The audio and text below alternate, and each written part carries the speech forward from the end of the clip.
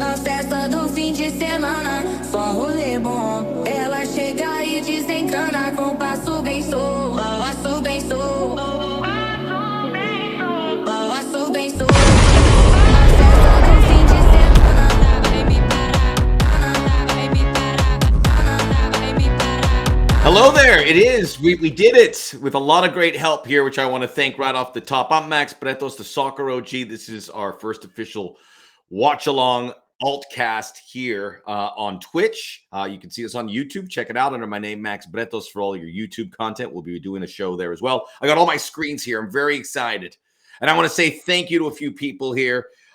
Jeffrey and Justin Anderson, fantastic in helping put this all together. Could not have done it without them. Also want to say thank you to Leland LeBert, who told me to do this in the first place. So here we are, and we have big plans. We hope to be with you during the World Cup, and this is certainly the starting point. The USA-Uruguay game going to be starting here at 7 o'clock Eastern time. We have a cavalcade of guests that are going to look at this from every which way, from the U.S. perspective, from former U.S. internationals to guys who just got off the field for the U.S., still have prospects of doing that. Great media members. They're all going to be coming in here to talk about the game as we watch it. Hopefully the U.S. get another victory as they did against Paraguay.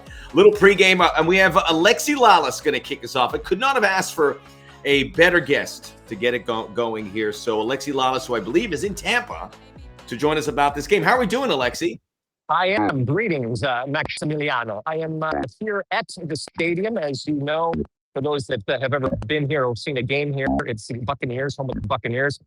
Thus, the pirate ship over there. Or there it is in the end zone. So, yeah, listen, I'm here. It's a beautiful night, by the way, from a weather perspective. Absolutely gorgeous.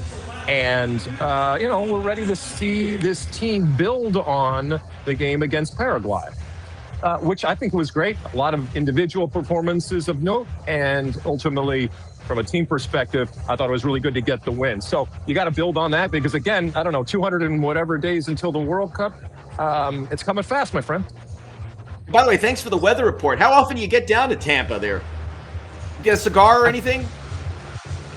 I don't get down a lot, but speaking of cigars, I walked past a cigar place earlier today.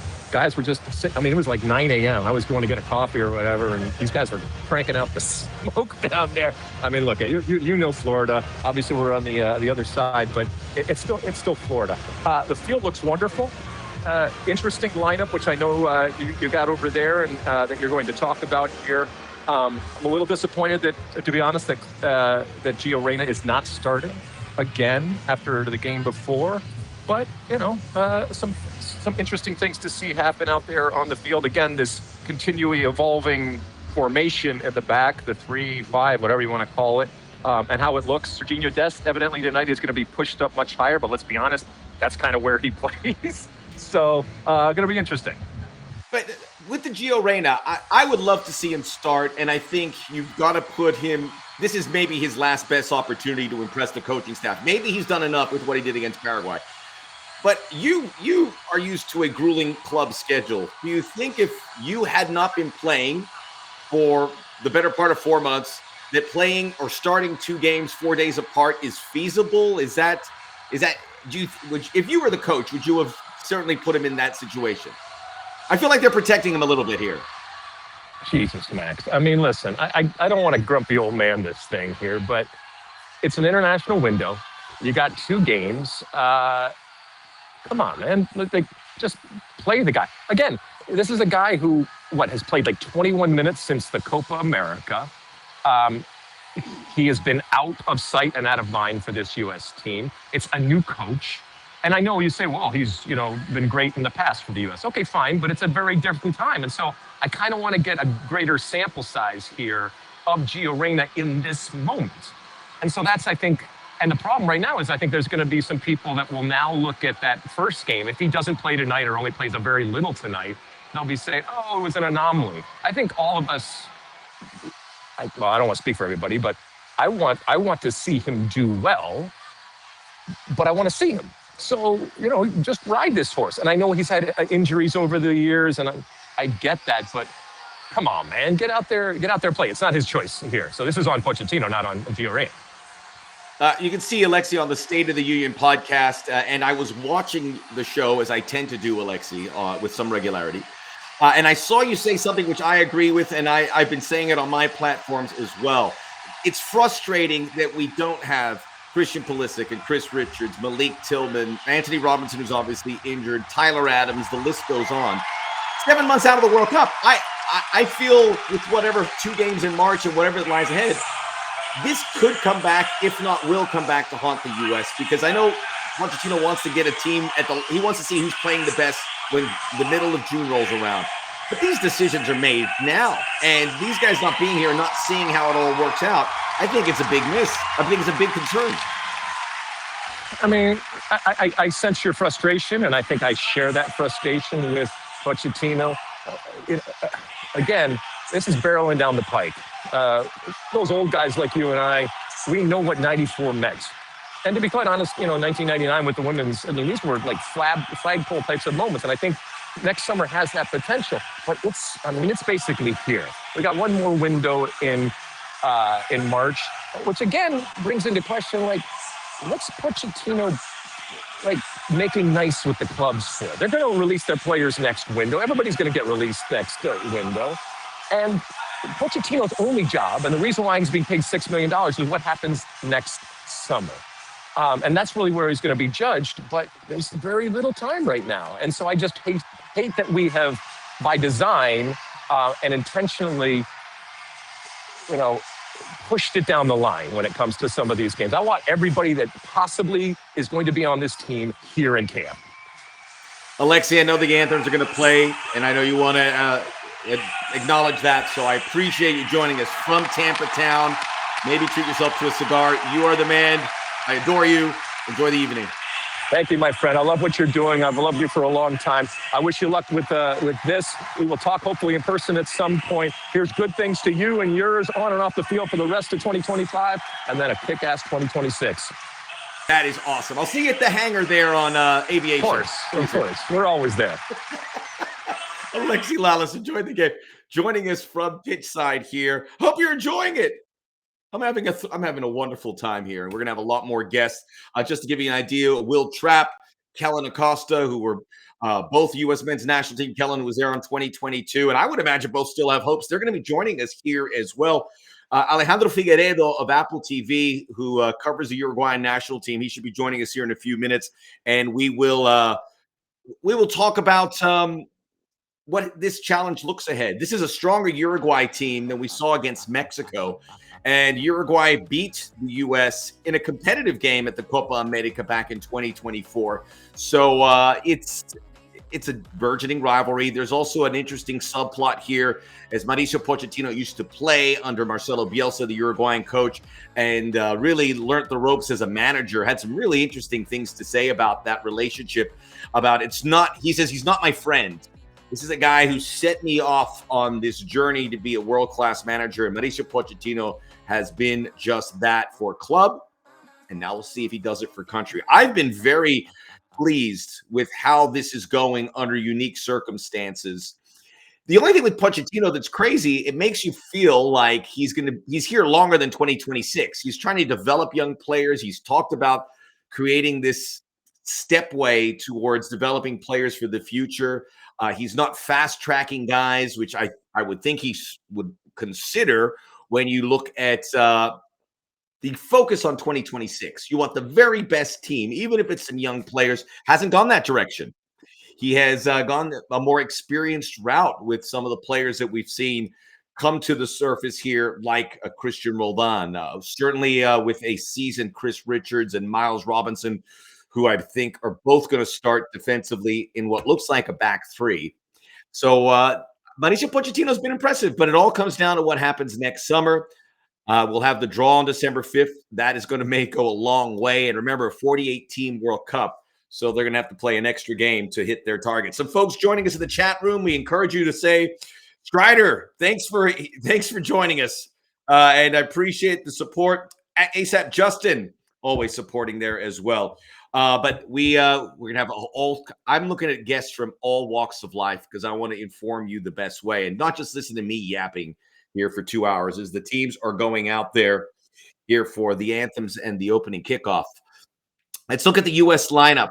Only 2 players hold their spots from what happened against Paraguay. It is Matt Freese, who, for all intents and purposes, looks like he is going to be the starting goalkeeper this World Cup. The question, I think, now is who are the other 2 goalkeepers that will join him? And I think there are 3, even though there are 4 in some of these camps that we have seen. So the other player is Serginho Dest, and he'll stay out wide.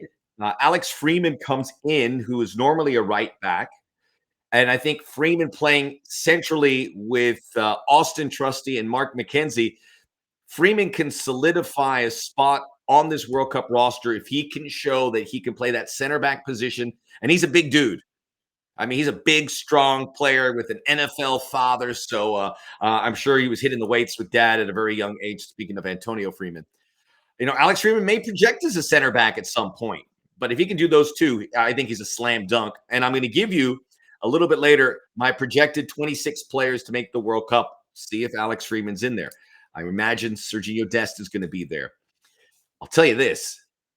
Mark McKenzie and Austin Trusty. And by the way, right now, Marcelo Bielsa and Mauricio Pochettino embracing each other at the game. They are good friends. That's a brotherhood. Bielsa's the crazy one, remember? So we'll see what happens here. Mark McKenzie and Austin Trusty, I think there's room for one of these 2. And I'd hate to think it comes down to these 90 minutes, but it might come down to these 90 minutes. It's the way it is. It's a cruel. Everyone's got to understand this. This is a nasty business. I've talked to former U.S. internationals about playing on a World Cup or making a World Cup and getting a guy come in and say, you're not going to make it this time around. So that's the way it goes. We'll get into that. So the 2 number 10s, Timmy Tillman, who plays for LAFC. I work for LAFC as well. He will be with Diego Luna behind Haji Wright. And then the 6s is going to be Sebastian Berhalter and Aiden Morris. So we'll go there. I think Alejandro Figueiredo is here. I hear him. Let's see if we can bring him in. Alejandro Figueiredo of Apple TV. We're going to do this in 2 languages, 2 idiomas. Alejandro, ¿me escuchas? We'll get to Alejandro here in a moment. We're going to work on that. We appreciate him joining it. He wants to watch this game. And here I am taking his precious time, but we're still waiting that those are going through the national anthems. So as we shift focus quickly to Uruguay, I see Giorgio de Arrascaeta is in there. He didn't play. There are some key players that aren't here for this Uruguay team. There was the one that played against Mexico was mostly Mexico or South American-based players that had been on this Uruguay team. Okay, so we have Viña Oliveira Araujo, who's a big Barcelona player. He comes in, excellent defender. We also know about Nandez, who's a very good fullback, and Ugarte as well, the Manchester United player. Jeff, were you good? We're a little technical difficulty. We're going to see we get Alejandro Figueiredo. Yeah, I see him. ¿Cómo estás? ¿Me escuchas, Alejandro? Hola, Max. Hello. How are you? Very good. Thank you for joining us. We talk a little Uruguay here. This group, este grupo, how far away is it from the strongest Uruguayan 11 for the World Cup? Probably 50-50. Who's missing? Yes. Valverde, Federico Valverde, Darwin Núñez, Big 2. the goalkeeper, probably Sergio Rochet. And then in the today,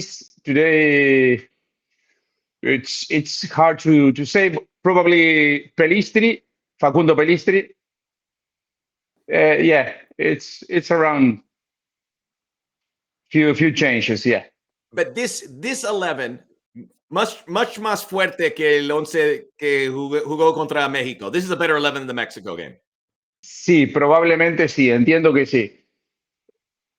It's for example, the defense tonight defense, it's the same defense with the exception of the goalkeeper that play against United States in the Copa America last year. It's the same defense.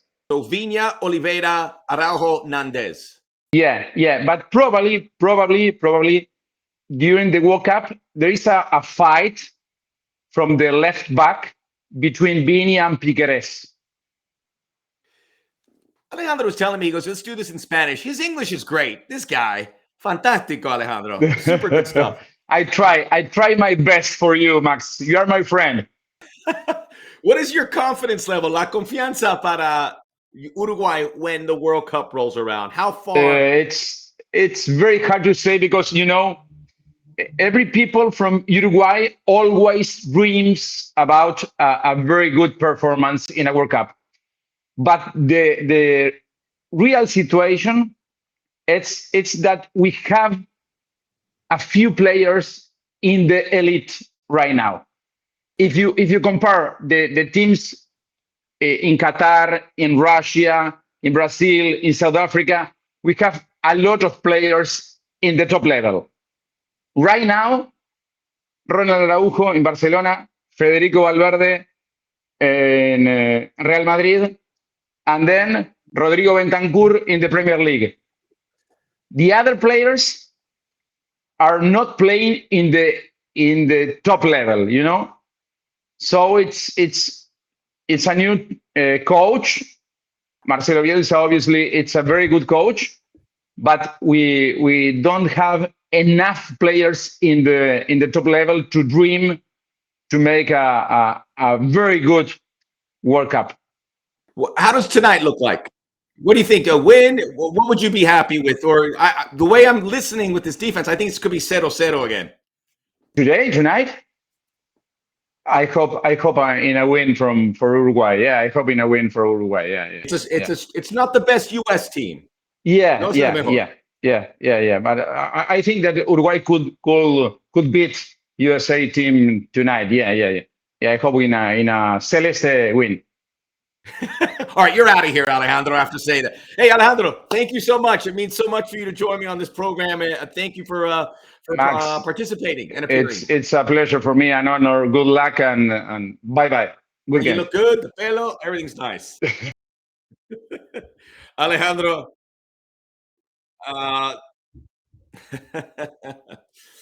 Well, that's very interesting. We're going to give me one quick second. I am going to get back to you. And we will talk about it. I'm going to give you full disclosure. My son is taking his driver's test, and now my wife says the insurance in the car is expired, so they need it. So I have to try to resolve that. Oh, Herculez to the rescue! Woo, Herculez! Dang, kids are the worst. That is the most Max Bretos thing that you could have said. So I just thought my wife is blowing me up 8 times here. And I'm like, oh, God, something bad's happening. And sure enough, that's the case. So anyway, we will resolve it. How are you doing, my friend? Good to see you. I am doing well, man. I've got nothing but good things to say. Yeah, well, I appreciate you joining us here on the Soccer G. Of course, Herculez, the game has begun, so we will keep an eye on it. How are we feeling about this Pochettino era? I know we've gone through some peaks and valleys over 2020. It was started horribly, obviously, the Nations League. Summertime wasn't great. Are we feeling a little better? I know I tune into Football Americas and I hear it, and you're like, how are we feeling? Feeling better with what we've seen out of Mauricio Pochettino and the players that he's called up in the last 4 games. But when you take into consideration who those opponents were and at what stage they were in, already qualified for the World Cup, which is great. But they're not testing out new players. Some could say it's more of a B team that they're playing against. That's one. Number 2, if we look at Mauricio Pochettino's 23 games, I challenge anybody out there to find me a roster that we would consider the A team. Now, a lot of that is not on Mauricio Pochettino. There are injuries, suspensions, run of form, etc., etc. That still doesn't mean you shouldn't be worried. He has not had, in 23 games, a full playing deck, a full deck of cards. So here you are, last game before the March camp, and then you got a send-off game, and it's the World Cup. So, as As Brian Schmetzer once eloquently told Sebastian Salazar, not great, Bob. Not great. What do we? What do you think about the fact that we're missing? I would say 5 starters for the World Cup, potentially 6. I don't know. I mean, without question, 4. You went through this process about how close the final product is going to be. 7 months out, not playing with the full. I'm watching teams playing for the World Cup qualifiers. I watch England, who's already qualified. It looks like they're close to having their number 1 team. Other countries doing the same thing. How alarming is that we're about half baked with regards to a potential starting 11? And even Pochettino has said we're still ways away from determining who that 11 is. And he's even gone on to say that I'm not going to make that decision until right before the summer starts. Yeah, it should be concerning. I mean, listen, I think he's made his decision on a few positions. I think Mauricio Pochettino has already decided who the goalkeeper is. And this is why we keep seeing Matt Freese. At this point, he's like, if Matt Freese is going to be the number 1 at the World Cup, I have to get him experience. So Matt Freese plays. Chris Richards, I think we would all say. I think he thinks Tim Ream. And then from there, is it going to be Max Arfsten down the left-hand side? Is it going to be Alex Freeman, Serginho Dest that we've not seen too much out of? Anthony Robinson still injured? Tyler Adams? Weston McKennie, where does he fit? When he has played, he's played as a double 10. We've barely seen Gio. We feel like we found a 9 in Fowler and Balogun, who's in pole position. But it just seems like there are a lot of holes here. Where does Timothy Weah fit in this equation? And if you're 7 months out with 1 real camp after this remaining, I think fans should feel or should have the right to feel a bit uneasy. What do you think about, interesting about Max Arfsten and Anthony Robinson? Max Arfsten, I think a lot of people feel there's a better option, and there probably is. And if Anthony Robinson was playing, he would be, without question, the starting left back. And now we have this different formation as well. I'm curious, do you pull the rug? Can you pull the rug on a Max Arfsten if Anthony Robinson gets healthy in a couple months? Can you pull the rug on some players like who has given him such good service in the back end of 2025 if other guys, say like Johnny Cardoso, comes around? Is it possible to make that shift, or is a guy like Arfsten, is a guy like Chris Coleman and a couple others, are they into this national team at this point, or how worried should they be that nothing is locked in? Oh, you can pull the rug on any player. We've seen it with some of the best players in the history of the U.S. men's national team. It's what happens. If Anthony Robinson were to come back and play, there are big ifs around that. How is he physically? Is he a better wing back than he is a left back?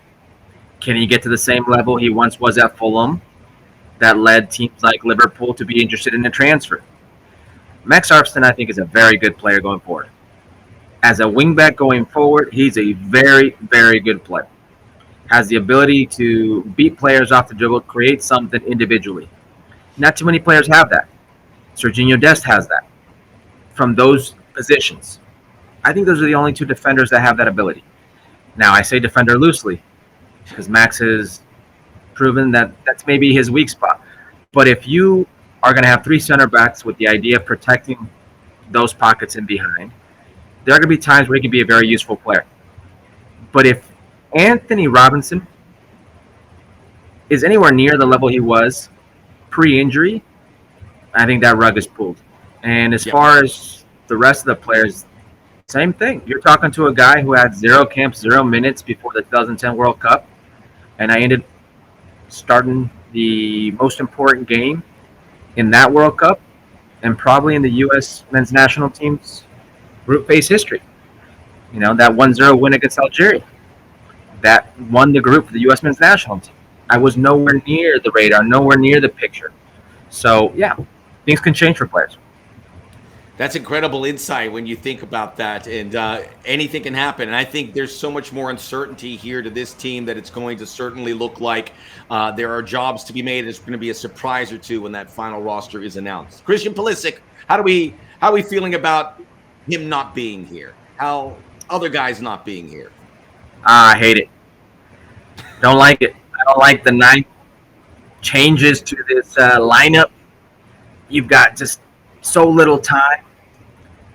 I don't know why a national team coach would be so worried about club coaches and situations because they're not worried about you.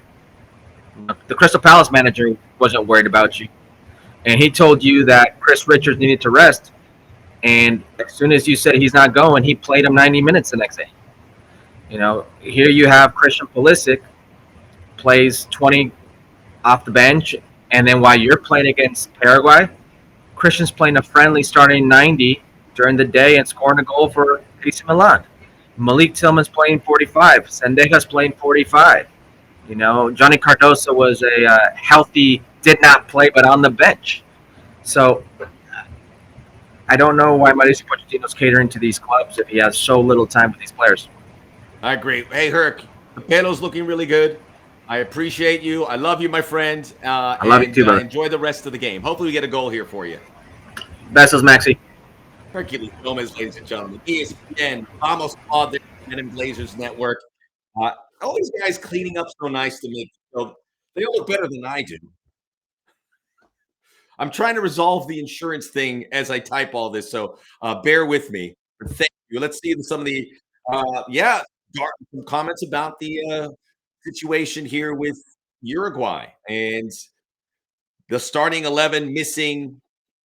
I think we identified 3 key players: Darwin Nunez, Federico Valverde, and Rochette, the goalkeeper. And those are 3 big ones. But this is a Uruguay team, and Alejandro would like to be optimistic.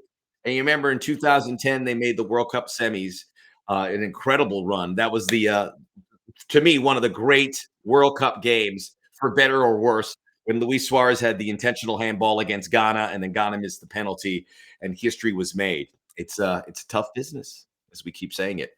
This is the Soccer OG. We're on Twitch. Check out the Soccer OG handles everywhere, including on YouTube under my name, Max Bretos. We're watching the game. It's 10 minutes in, no score. USA had a couple sniffs, but Uruguay looking like the more dangerous team in those beautiful Celeste uniforms.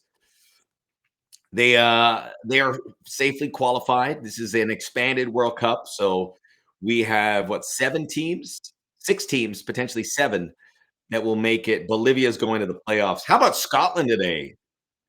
I've had my Scottish friends, one of them who's watched Scottish football for 40 years. He told me that was the best Scotland performance he's ever seen. They beat Denmark 4-2 to qualify for the World Cup. So pretty amazing stuff. So we are very excited about that. Betancourt, getting some love for Betancourt as well. So we'll see what happens there here on the Soccer OG. I'm curious about the physicality of this game. Sebastian Berhalter with a strong challenge.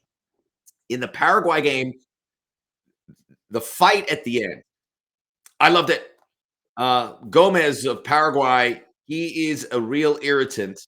He gets under people's skin. He, I think, is the most important Paraguayan player because he is the lockdown defender. He plays there at Palmeiras in Brazil. Have a Uruguay free kick. Let's see. Matt Freeze has got it.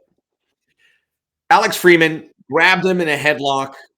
Other players ran in to create a situation there.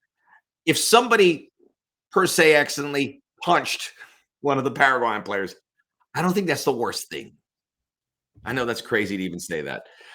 It's not the worst thing as we look at what's going on with regards to the big picture. You can't do that at the World Cup. We certainly know that. So if you look at what is possible from the U.S., the best thing is they've got to prove to everyone that they are a team not to be messed with, right? You can't mess with them. So that was a chance. I thought they could have done a little bit more. So we got here 12th minute, USA versus Uruguay. No score. No score here, early days for the United States. John Tolkien, good to see him. I think he'd be a long shot to make it, but we got to see what the fullbacks are. And we're talking to Herculez about Max Arfson.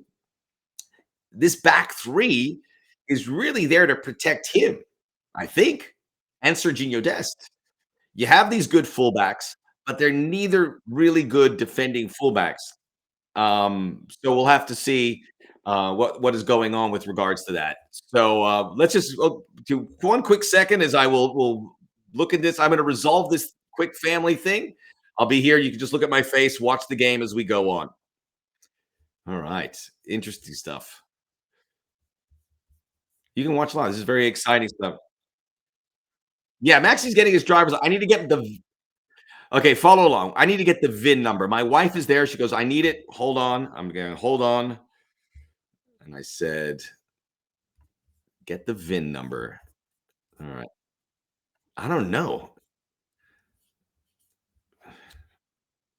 Okay. Okay. I'm talking to the producer and he says he can't. Uh-huh. Flying around, having a great old time.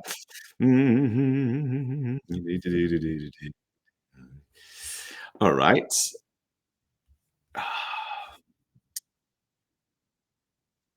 Well, I'll tell you, we're just watching around here. USA 13th minute. No score. I'm scrolling through my wait, here we go. I think I might have resolved the situation. So I'm putting a huge stress on my internet here. The internet signal with regards to everything. See what the US plugging away, trying to unlock. Okay, view coverage and details. Here we go. This might be it. Might be it. I can have my autumn. Oh my God. Okay, I just took a photo of the VIN number. And so this has been a big deal for me, right? This is like I told my wife, we booked all these guests, the production team here. Last 3-4 days, we've been nonstop with regards to preparing for this. And I told my wife, and I go, I was doing volunteer work today down at what's the name of the place? It's in Watts, which is a very nice part of LA. It didn't used to be that way, but it is certainly, what is it? Mudtown Farm. We were pulling weeds. And then I was doing that till 2 o'clock, and I couldn't turn that down because that was an obligation that we had for this volunteer work, and it made me feel very good to do it. And we covered a lot of ground. We pulled a lot of weeds and vines, and we did a lot of raking and shoveling. So after all that, I said I had to rush home. Needless to say, after 4 hours of all of that, I needed a shower. It was a great shower, by the way. And let's see. Okay, free kick.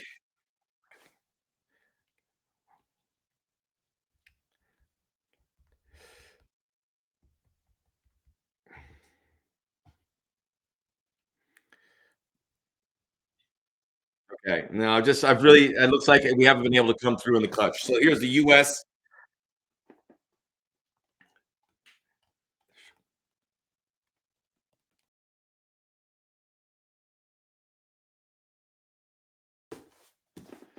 Oh boy, let's see how this free kick.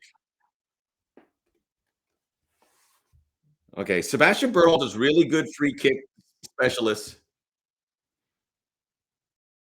Softball. Oh, it's in the net. But there was a foul. But I think they're going to retake the free kick. It was like an own goal against Ugarte of Uruguay.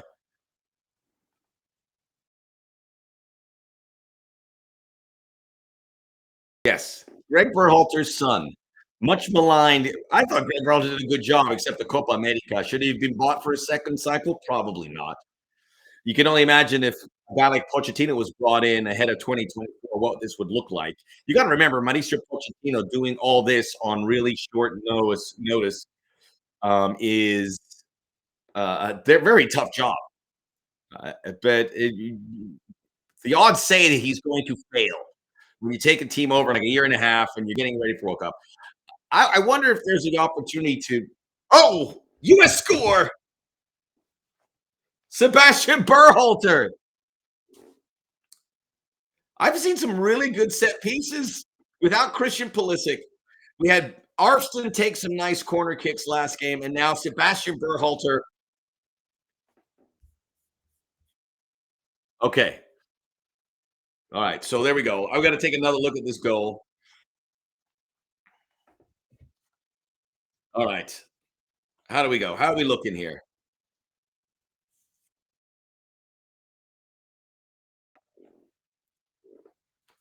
We're going to be joined by Danny Navarro here shortly, who is going to be watching the Colombia game. Danny Navarro is a travel football fan. But we're going to watch here about the strike. It's actually a little setup return. What a free kick. Oof. I might have to tweet something. Live from the subway. Where did it? That's right. Live from the 7 train. The 7 train. So where you got your Columbia hat? You're on your way to see where at MetLife? That is correct. I have my Colombian hat here and my jersey. Todo listo para apoyar la Sele. Oh, man, that looks sweet. I know you're probably not watching the U.S. game, right? But we just scored. The U.S. Okay, awesome. I pull for Colombia, by the way. We're trying to do everything. We had the Uruguayan perspective. And I want it because he has a great social media platform. There you go. The goal by Sebastian Berhalter to give the U.S. the lead. Travel football fan. And over the last couple of years, you have been focused in on all the logistics, all the red tape, everything that is going to be required for Americans and tourists to enjoy the World Cup experience. And this has to be driving you crazy, Danny. I mean, it's more than any one man can control. I mean, listen, you're dealing with an organization that's here to make as much money as possible, right? Then you have a government, FIFA, correct? And then you have an American government that is being very adversarial towards host cities, towards foreign tourists, and it's just like, what type of World Cup we're going to have here in the U.S.? And so that's been the complications that I've been navigating with my content, which has been focused on travel. But, increasingly in this political landscape, I had to focus on the rulemaking that is basically dictating what these rules are for travel for foreign tourists and also for us too, right? Yeah. Hey, but I saw something where like the parking's now like $175. It's insane. So if you were a visitor, say you were coming from wherever, South America, Europe, what advice would you give other than bring your credit cards and everything else? I mean, what is the best thing they could do to make this experience, if they were visiting the U.S. for the World Cup, to go as smoothly as possible? I think the main thing is you have to know what to expect in each of the cities you're going to. For one, do not expect expansive public transportation systems like they are in Europe, or even if you went to Qatar, for example. Don't expect that, right? Of course, certain cities are going to be better than others in that respect to better of public transportation. But if you're expecting Miami to have a bus to take you from the beach to the Hard Rock Stadium, you're going to be sadly disappointed. The other part is it's expensive to travel within the U.S. as well, right? You're going to be dealing with a lot of flights. If everyone goes for a car rental, that's going to increase the price of the car rentals. Hotels are demanding minimum 3-night stays. So that's easily going to be several thousands of dollars, which is much more than what you're probably paying for the ticket itself. Wow. That's, I mean, you're going to have to give up your kids' college tuition for all of this stuff. Yeah, you're probably skipping all that, Hey, I think South Americans sell their houses. Danny, with regards, so go figure. with regards to tickets, and there's this. We all signed up for this. By the way, the United States has scored again. They're up 2-0. Alex Friedman from a Sebastian Berhalter corner kick. Unbelievable. The U.S. are storming. So, if you wanted a ticket, what is the best? You really can't buy them now, right? I mean, it's going to go in a secondary market, I would imagine. Say you want to see a World Cup game, it doesn't matter. Will there be the possibility to maybe go see Paraguay versus the Democratic Republic of Congo for a reasonable price? There are going to be some empty venues for certain games. I think we should all just accept that there's no such thing as a reasonable price for this World Cup. That's first thing. The second thing would be, we're right now in phase 2, and you needed to apply for that back in October. So now we have to wait till phase 3 in mid-December, but we don't know how that application process looks like, or if we have to apply to begin with. And FIFA just says, hey, go on this website, go on FIFA.com/tickets, and y'all fed for yourselves. Because that's really how this process has been. It's been like a bit of a planned negligence by FIFA. No transparency on the ticket prices. Surprising us with this, variable pricing on the parking, right? Because group stage is actually $75 to $100.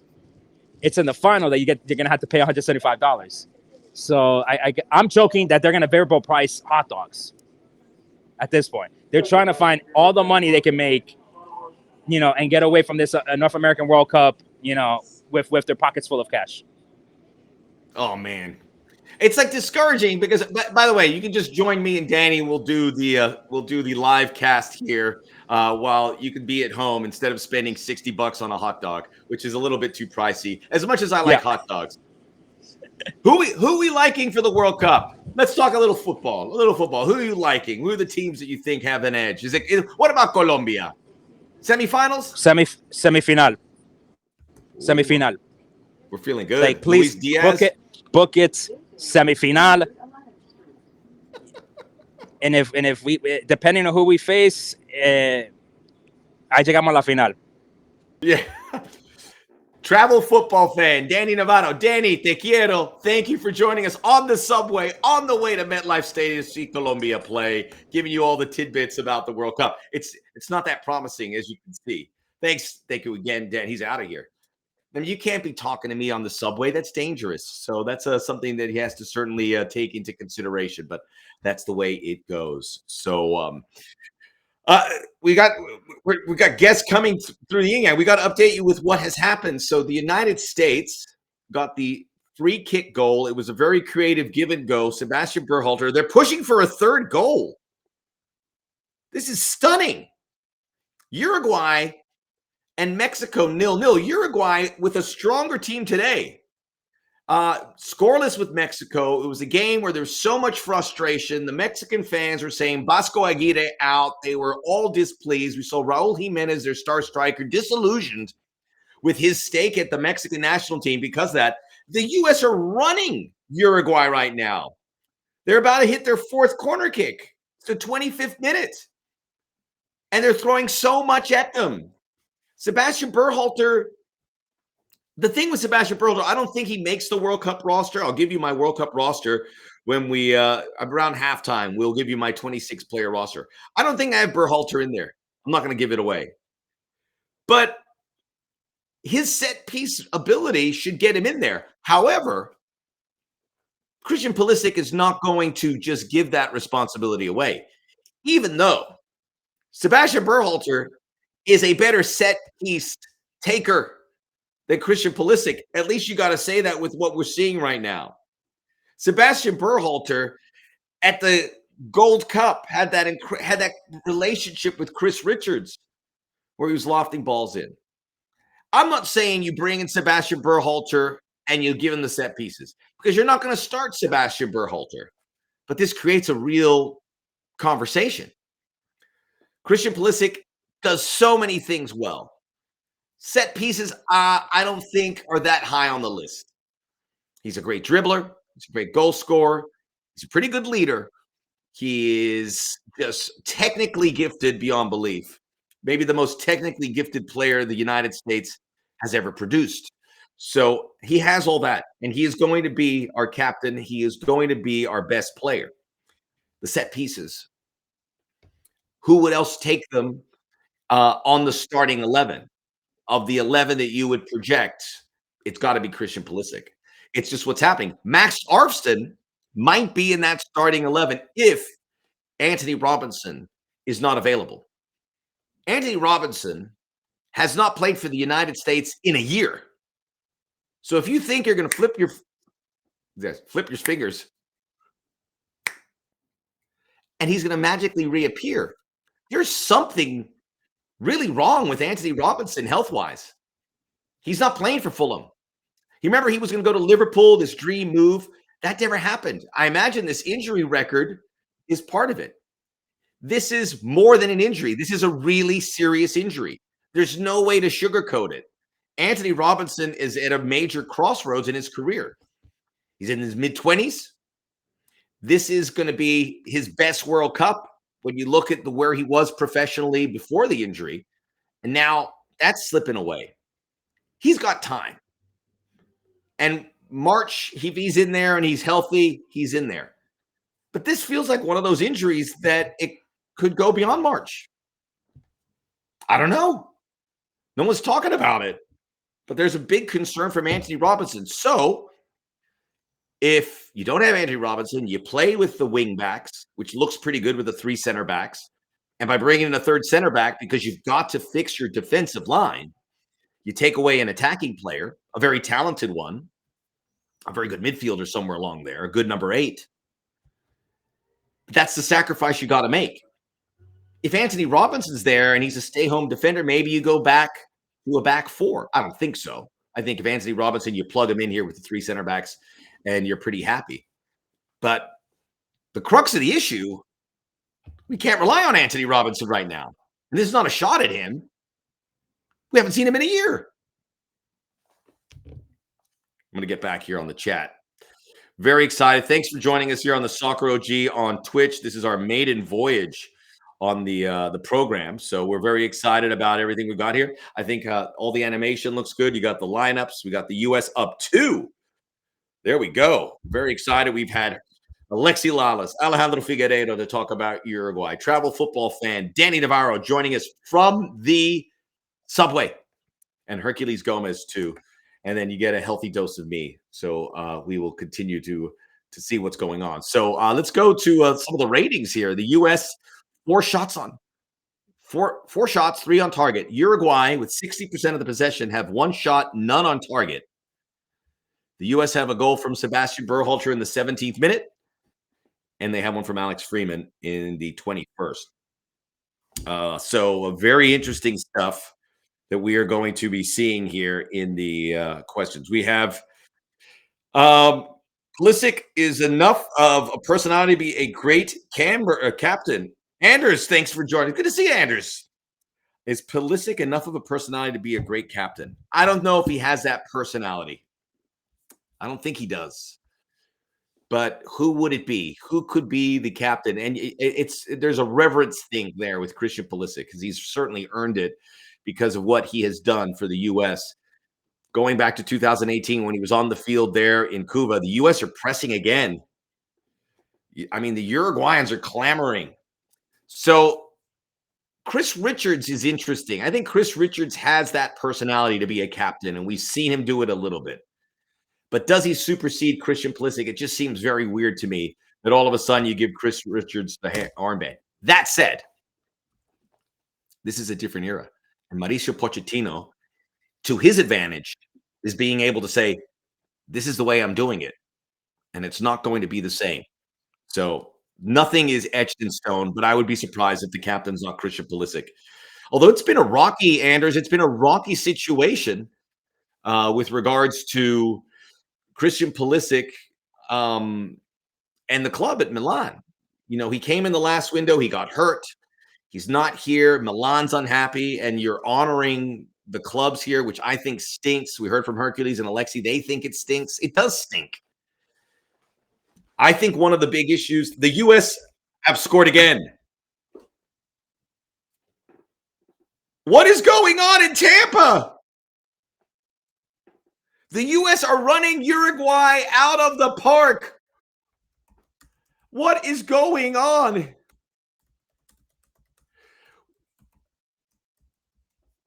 Unbelievable. This one's from the run of play. Alex Freeman's got 2 goals.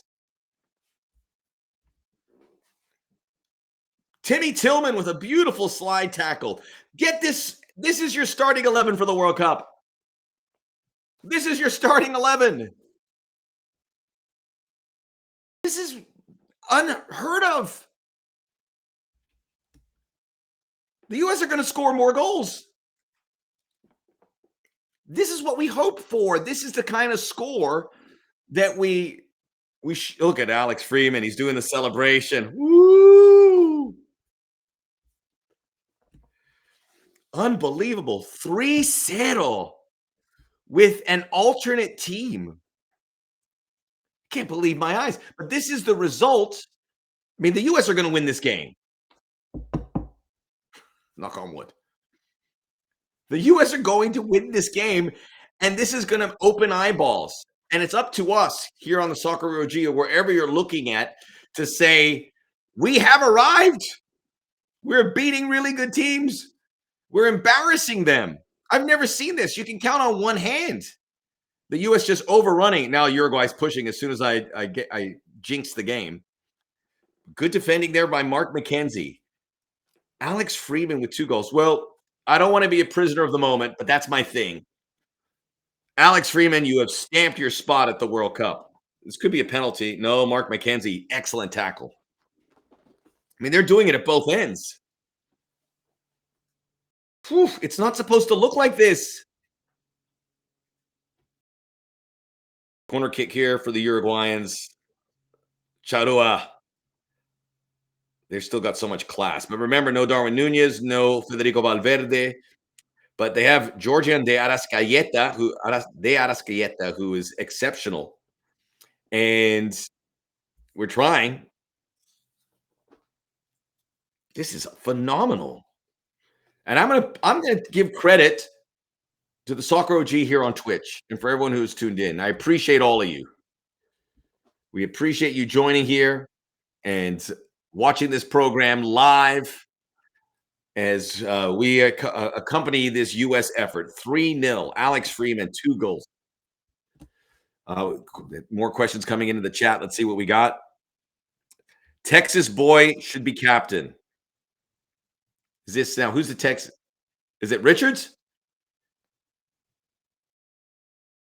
Richards is went to the Dallas Academy, but he's from Alabama. We have a very good national team with regards to the width and breadth of the nation. We have players from the Northeast, from the West, the Midwest, and now the Southeast. McKinney. Oh, Weston McKinney. Thank you. That's a lot of work for Weston McKinney to go from not playing at all, really. We saw him in the Nations League. We saw him in the last window. He played good. He was good. I like it. But he's got to worry about making this squad. I'm dead serious. Because a guy like Sebastian Berhalter is pushing for a spot that would be Weston McKinney's. Sebastian Berhalter plays as one of those 2 number 6s. So you have the center backs, you got the wing backs, 2 number 6s, 2 number 10s, and your center forward. And we've had goals today from a 6 and a wing back or a center back in case of Alex Freeman. But Alex Freeman, I mean, the first goal he scored was off a corner kick, so he was up for that. This next goal, he was up as a left back. I mean, he came up the left side, which means John Tolkien is pegged in a bit as a center back. So right now it is, I see Freeman's now back in on the right side. So he's done very well. Timothy Tillman, my guy Timmy, doing pretty good as well. 3-0 for the United States. 36 minutes deep. We have a lot of great guests coming up. Kellyn Acosta, Will Trapp will be joining us here in the second hour, I believe. I'll get a little use here from football because we like to see them. What are they doing with regards to the rankings? They like what Berhalter's done, and Alex Freeman obviously leading the way. Austin Trusty getting some high marks as well. Uruguay languishing. Still have not gotten a shot on target. The U.S. have got 4 shots on target. 4 shots on target, 3 goals. This is an eye-opener, folks. It's unbelievable to be bearing witness to this. But what do you do? Mauricio Pochettino's now creating more problems for him in the sense that there's guys putting their hand up, which is what you want. But we're not used to this. We don't have a lot of guys put their hand up. We certainly haven't the last couple cycles. And you leaned into that core group. But there's something here. Mauricio Pochettino's empowering players. You opening yourself up for criticism when you're going to start Sebastian Berhalter and Timmy Tillman. Maybe you get Haji Wright up there, although Haji Wright is kind of getting closer. I haven't seen Haji Wright. They haven't needed him. He's been doing some pressing, nothing too off the page. Diego Luna hasn't really done much. It's just a really good back to front effort. U.S. winning the ball again. I mean, they're just buzzing around. And again, you got to take this with a grain of salt. After I've gone way overboard, you got to take this with a grain of salt because the United States could have gotten a few breaks. They might be playing a Uruguay team that's a little fatigued, but this is a better Uruguay team than the one that played Mexico 4 days ago. So very unique circumstance, but you got to love the energy and you got to love the fact that this team is unbeaten in 4. This would be 5. They won their last 2 against Australia and Paraguay, and it looks like it's going to be 3 straight wins. I'm going to ask you a question. Maybe you guys want to answer this because one of the big concerns about the United States hosting a World Cup is that you don't go through qualifying. Qualifying gets you ready, correct? Qualifying gets you ready for what lies ahead at the World Cup. If we were doing that, the U.S. would be playing. I mean, the CONCACAF qualifiers are happening tonight as well. We're going to have Ana Jurka join us to talk about them. So we can see, because we might have Haiti in the World Cup. We might have Curacao. Might have Suriname. So these games are going to be coming up. And the U.S. would be playing these games on rough pitches. But would you prefer to have that? Or would you prefer to have this? U.S. playing Korea, Japan, Australia, Paraguay, Uruguay, might be playing Portugal, we're hearing, or England in the upcoming months. Granted, that would be inside the World Cup cycle, but you have the United States playing world-class teams and beating world-class teams. I mean, you can't imitate that. You got to go through that process, and you're gaining a lot of respect. So we're seeing them get better. We saw at the end of summer, the U.S. kind of hit a really bad patch with regards to those losses to, was it Turkey and Switzerland? We were in full panic mode. And then the result against Korea, and we're like, oh my God, we look really bad. The response against Japan, against a shorthanded Japanese team, you're like, okay. And then the next window where the United States started this winning streak, right? To get that win over Australia, which started this. Australia is a really gritty team. They also played Ecuador. That's a team that finished second in World Cup qualifying in South America. I mean, listen to this rundown since September. South Korea, Japan, Ecuador, Australia, Paraguay, Uruguay. Those are your last 6 games for 2025. You had the Gold Cup. Prior to the Gold Cup, you had Turkey and Switzerland. Those were a wash because the U.S. Were just getting smashed in those games, certainly against the Swiss. Before that, Nations League, it was all CONCACAF, and then you go back to the Gold Cup. So I love the fact that they're preparing themselves against teams that are talent level advanced. And you're going to be facing teams like that in the World Cup. And also you're not going to be, you might face a team like what you would face in CONCACAF, right? Where you're going to see a team that's going to play very defensive. And the U.S. have struggled in those situations.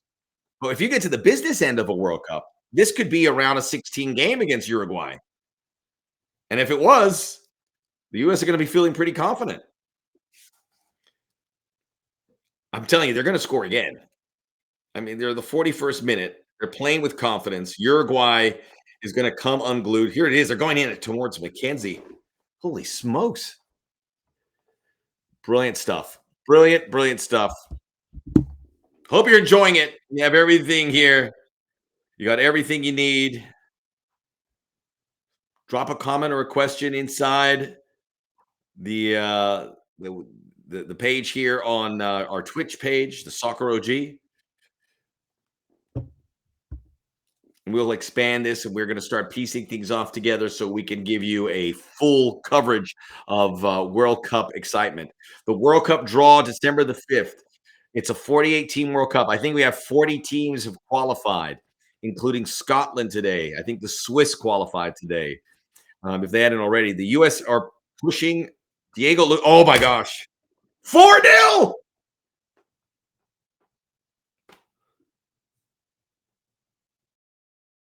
Diego Luna. And they're just shredding Uruguay.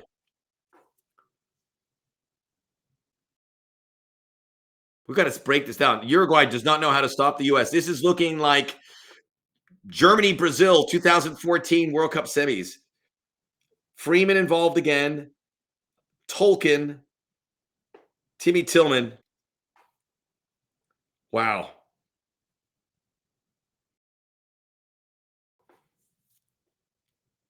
A lot of MLS players.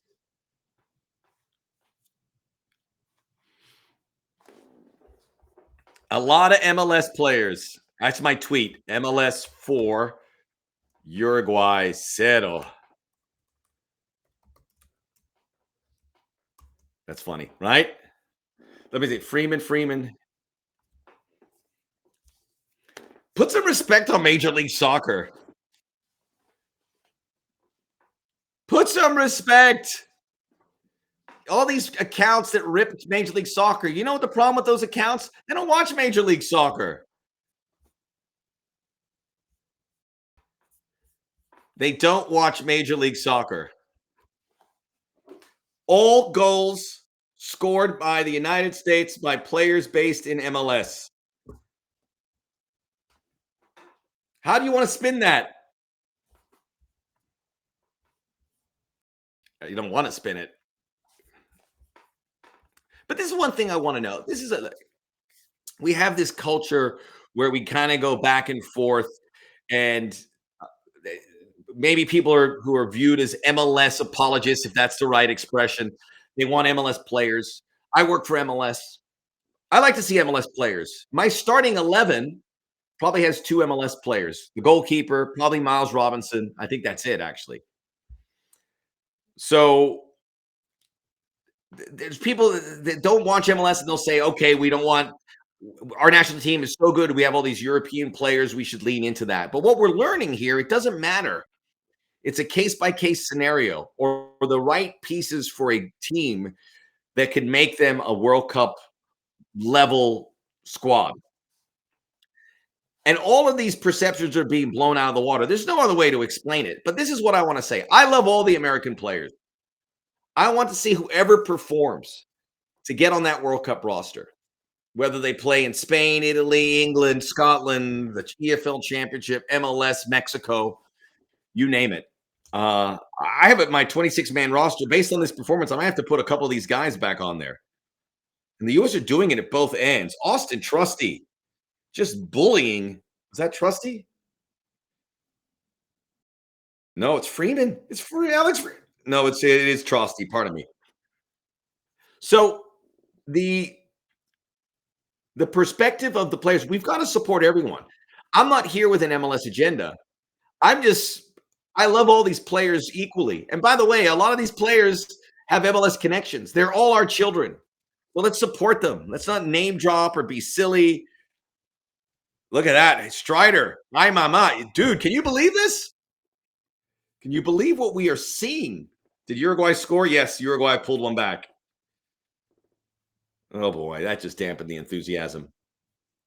Was it an own goal? I was looking away. We'll find out. Uruguay have scored. It's still not determined. The Arasquieta, is he going to claim it? I think it might be a Trusty own goal. Just the messy stuff in the back. Oh, no, it's a bicycle kick.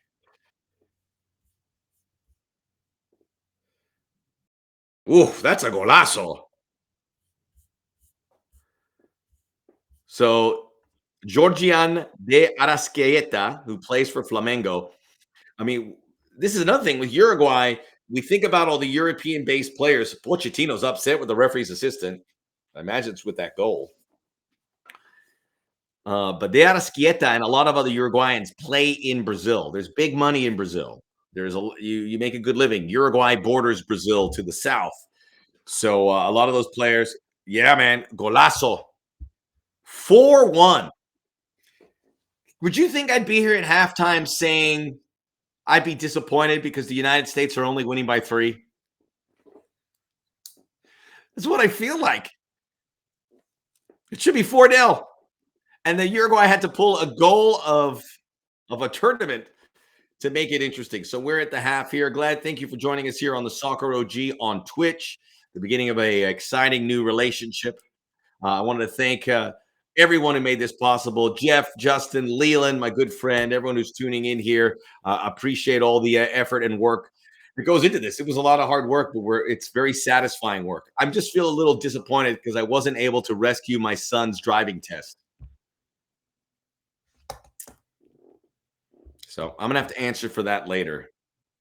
So I'm not looking forward to it, but you know, you got to make the donuts.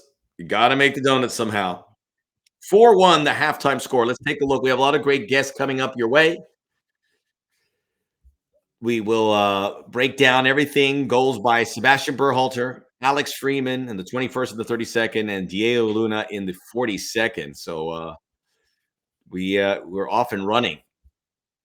I don't know how to explain it.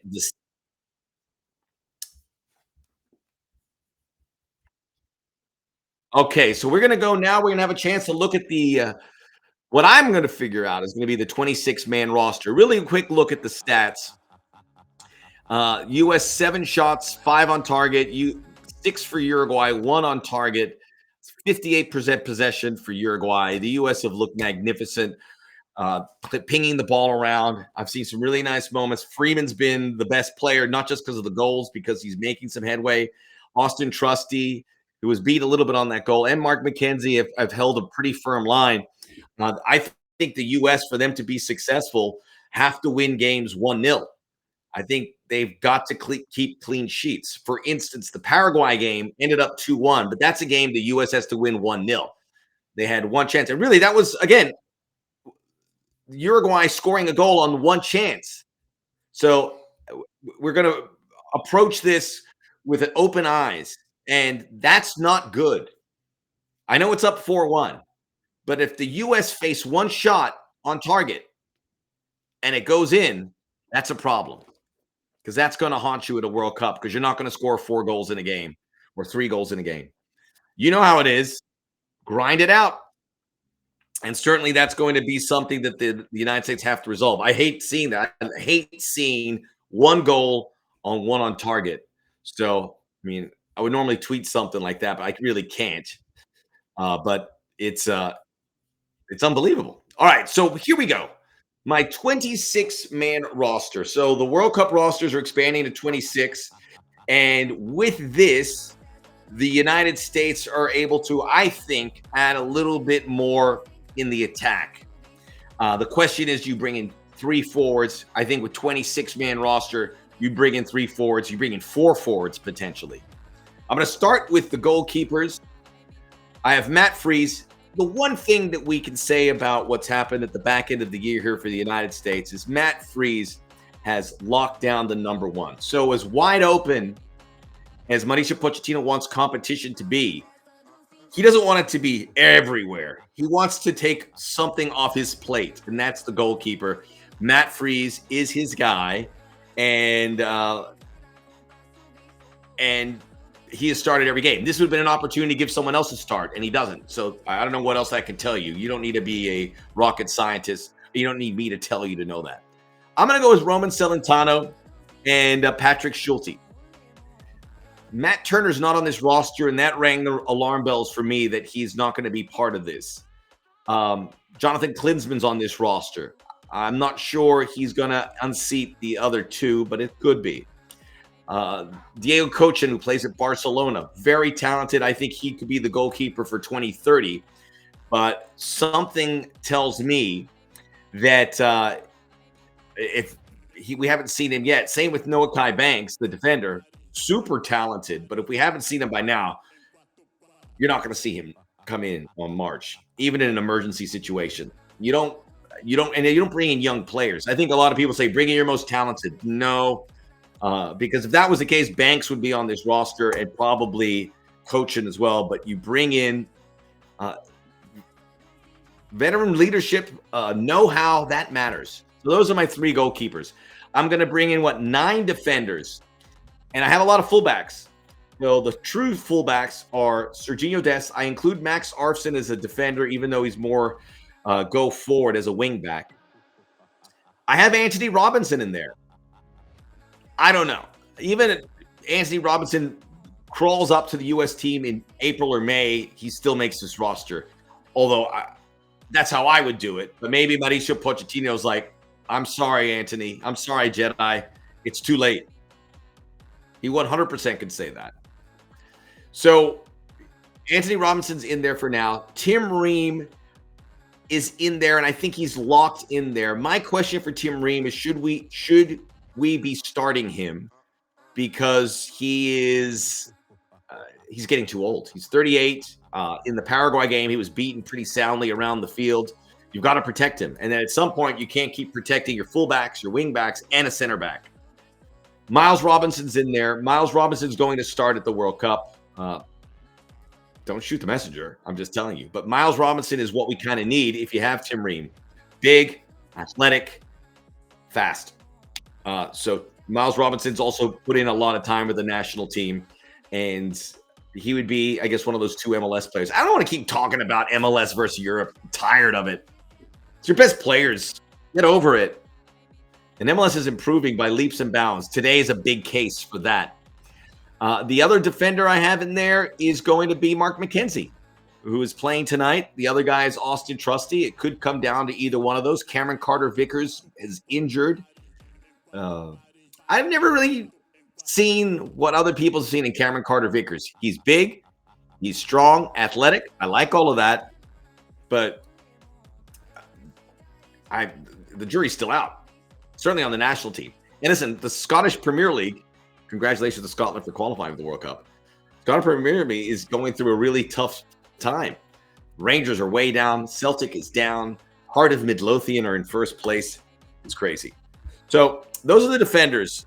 So now I'm going to go to the midfielders. I believe I have 7 midfielders. Joe Scally I also have in the defensive side, who started the first game here. Joe Scally might be able to play some of that center back. But that's a lot of fullbacks in Scally, Anthony, Dest, Arfston. And in the center backs, there's 4. So it's a mixed bag. Midfielders. I'm going to go with Malik Tillman. I'm going to go with Weston McKennie. I got Gio Reyna in there as a luxury player.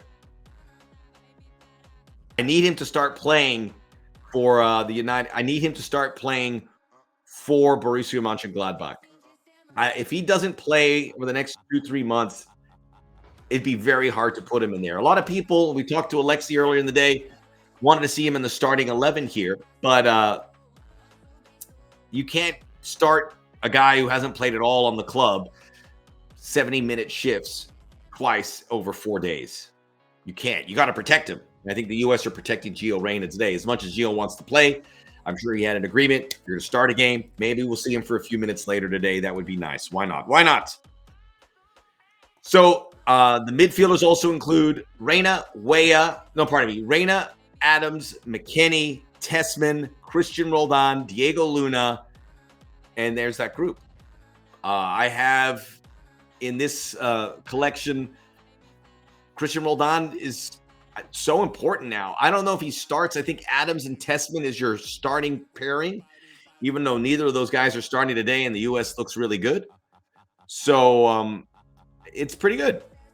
I think Roldan is in there, and I like Christian Roldan too, and I know you might roll your eyes at this, but when I watch the U.S. and he's playing, I can hear him. I can hear him clapping. I can see he's upset, and he's getting after guys saying, hey, what are you doing?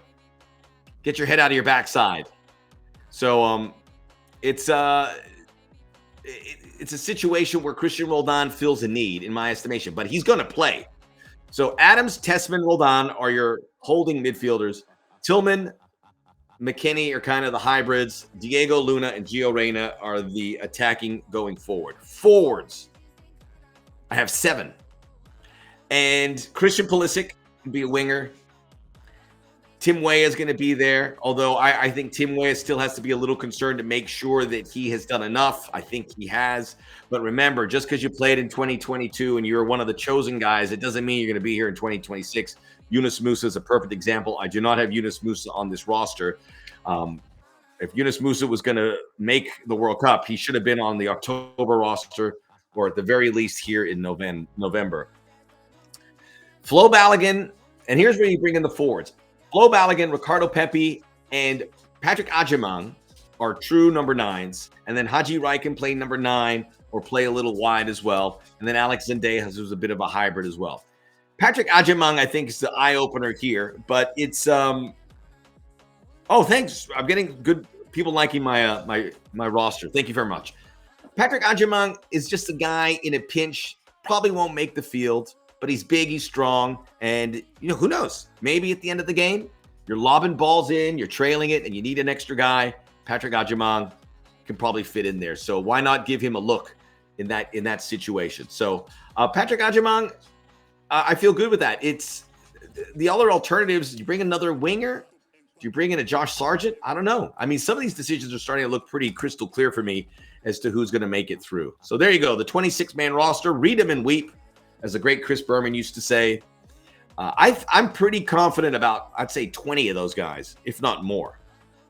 So if somebody is not going to make, Sebastian Berhalter's not there. He's having a cracking game today. I think some people figure, is it Diego Luna or Gio Reyna? I have them both in there. Keep in mind, the 26 players, 17, 18 will end up playing. So it's a unique circumstance, certainly, when you look at making a World Cup team, or actually playing. So that's where we go. Let me know who I left out. Yeah, some people are upset with no Musa. I wouldn't be surprised. Musa is such a unique, interesting case, because in 2022 he makes the World Cup. He's 18 years old, and he's like the whole world in front of him. He's probably thinking, this is the beginning. I'm going to be there in 2026. That's going to be my World Cup. And we'll be here next in 2030, and we will go through as we welcome in the guests right at halftime. Kellyn Acosta joining us. How are we feeling, Kellyn? I'm good. Just watched the first half of the game and like what I'm seeing. The boys look good out there. Kellyn, of course, part of the 2022 roster. And I was talking about Yunus Musa. How difficult is that? Because the 2022 roster, a lot of the young players probably thought they were going to make their way in 2026. But it's not so easy. I mean, you've got to put that work in there. And a guy like Musa, for instance, looks like he's on the outside looking in. I mean, this is obviously the situation of a change of a manager. But just talk a little bit about that fluid situation, about trying to give the manager the best perception. How do you always try and put your best foot forward when you are working your way to the national team, making sure you're doing all the right things and that the manager is seeing it? Yeah, I think it's a matter of you can't look too far ahead. You got to be present in the moment. I think what you do at the club level obviously will translate to getting in call-ups to the senior team. You mentioned Yunus. I mean, Yunus obviously has been out for a bit, but don't count him out. I mean, we know what he's capable of. He's a good player. Now it's about getting games, getting back into rhythm, and I know he could help this team for sure. How do you think about this, the way this team is set up now with the 2 6s, the 2 10s? I mean, when you look at with the wing backs coming in there, do you feel this is the right fit with the 3 center backs as well? I mean, and if putting yourself in their shoes, if you would probably play in that number 6 spot, how do you make that as vibrant a setup as possible? Where do you find the pockets? Where do you want to find those attacking opportunities? Yeah, I mean, from the looks of it, the guys look comfortable. I think defensively we've been pretty sound. Playing a 5-back obviously it's hard to break down. It's important to have 2 good double pivots, and the guys in the 10s, workhorses that get into the pockets and advance the ball forward. And I think it's getting in good positions for our wing backs, whether it's Max Arson's there, Serginho, Alex there, Anthony when he's healthy. I think this is a suitable position to get guys in great spots to be not only defensively very sound, but attacking, getting into the area and creating numerical advantages and getting the ball into the box.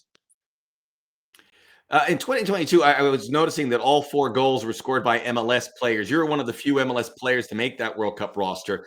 How have you seen not only much more players from that league on this making a good impression on Mauricio Pochettino, but also finding the talent base there? It's like more and more.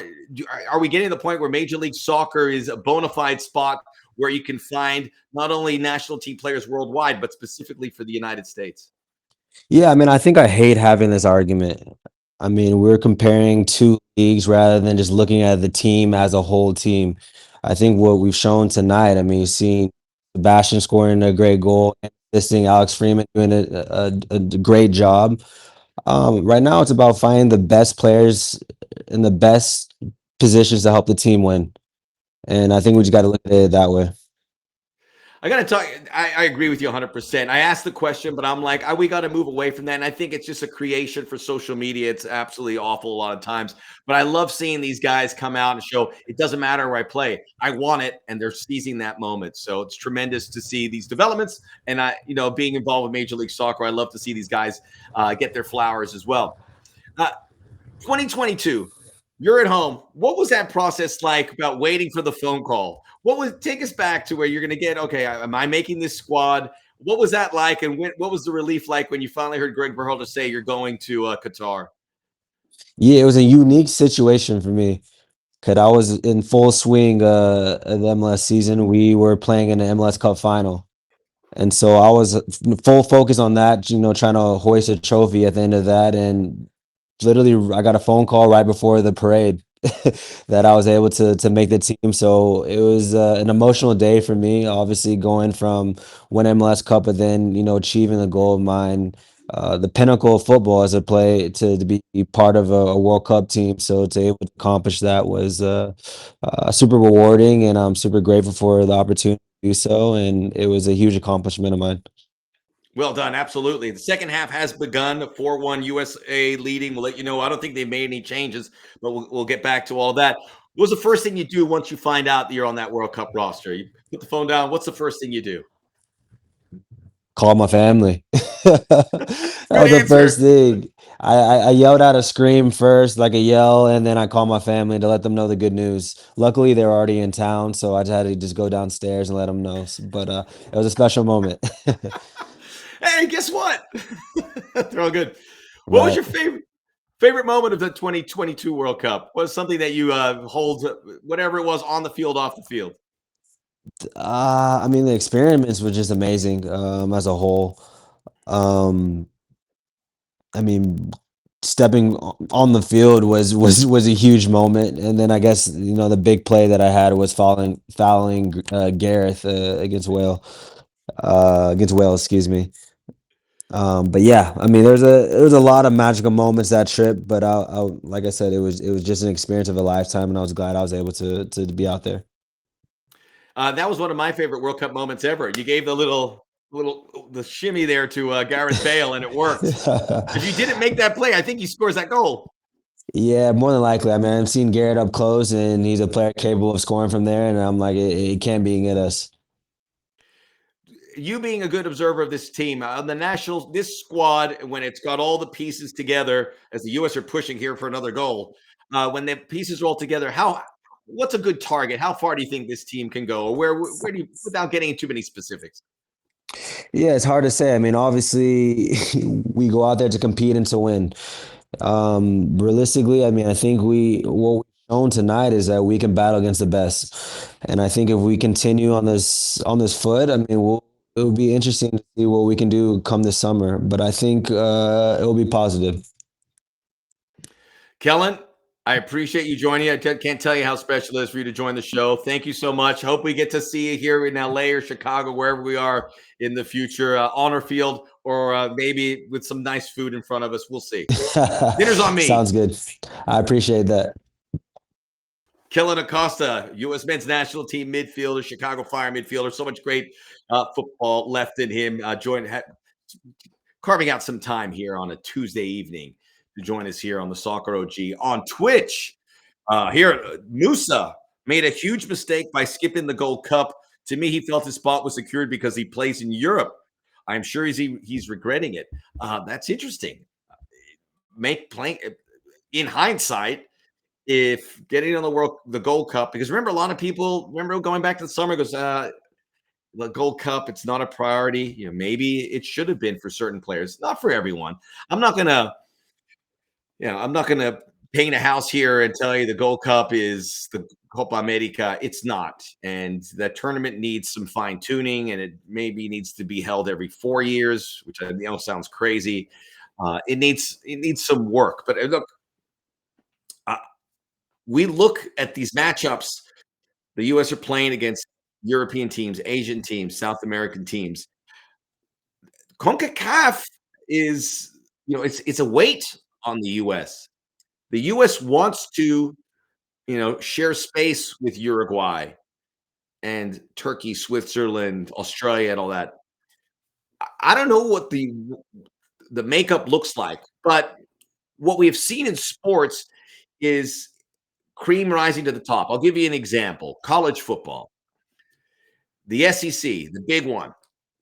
They want to get better. They're already the best conference in America. They go out and they get Texas, they get Oklahoma. The Big Ten, second best conference. They want to get better and keep pace with the SEC. They go out and get Oregon and USC and UCLA.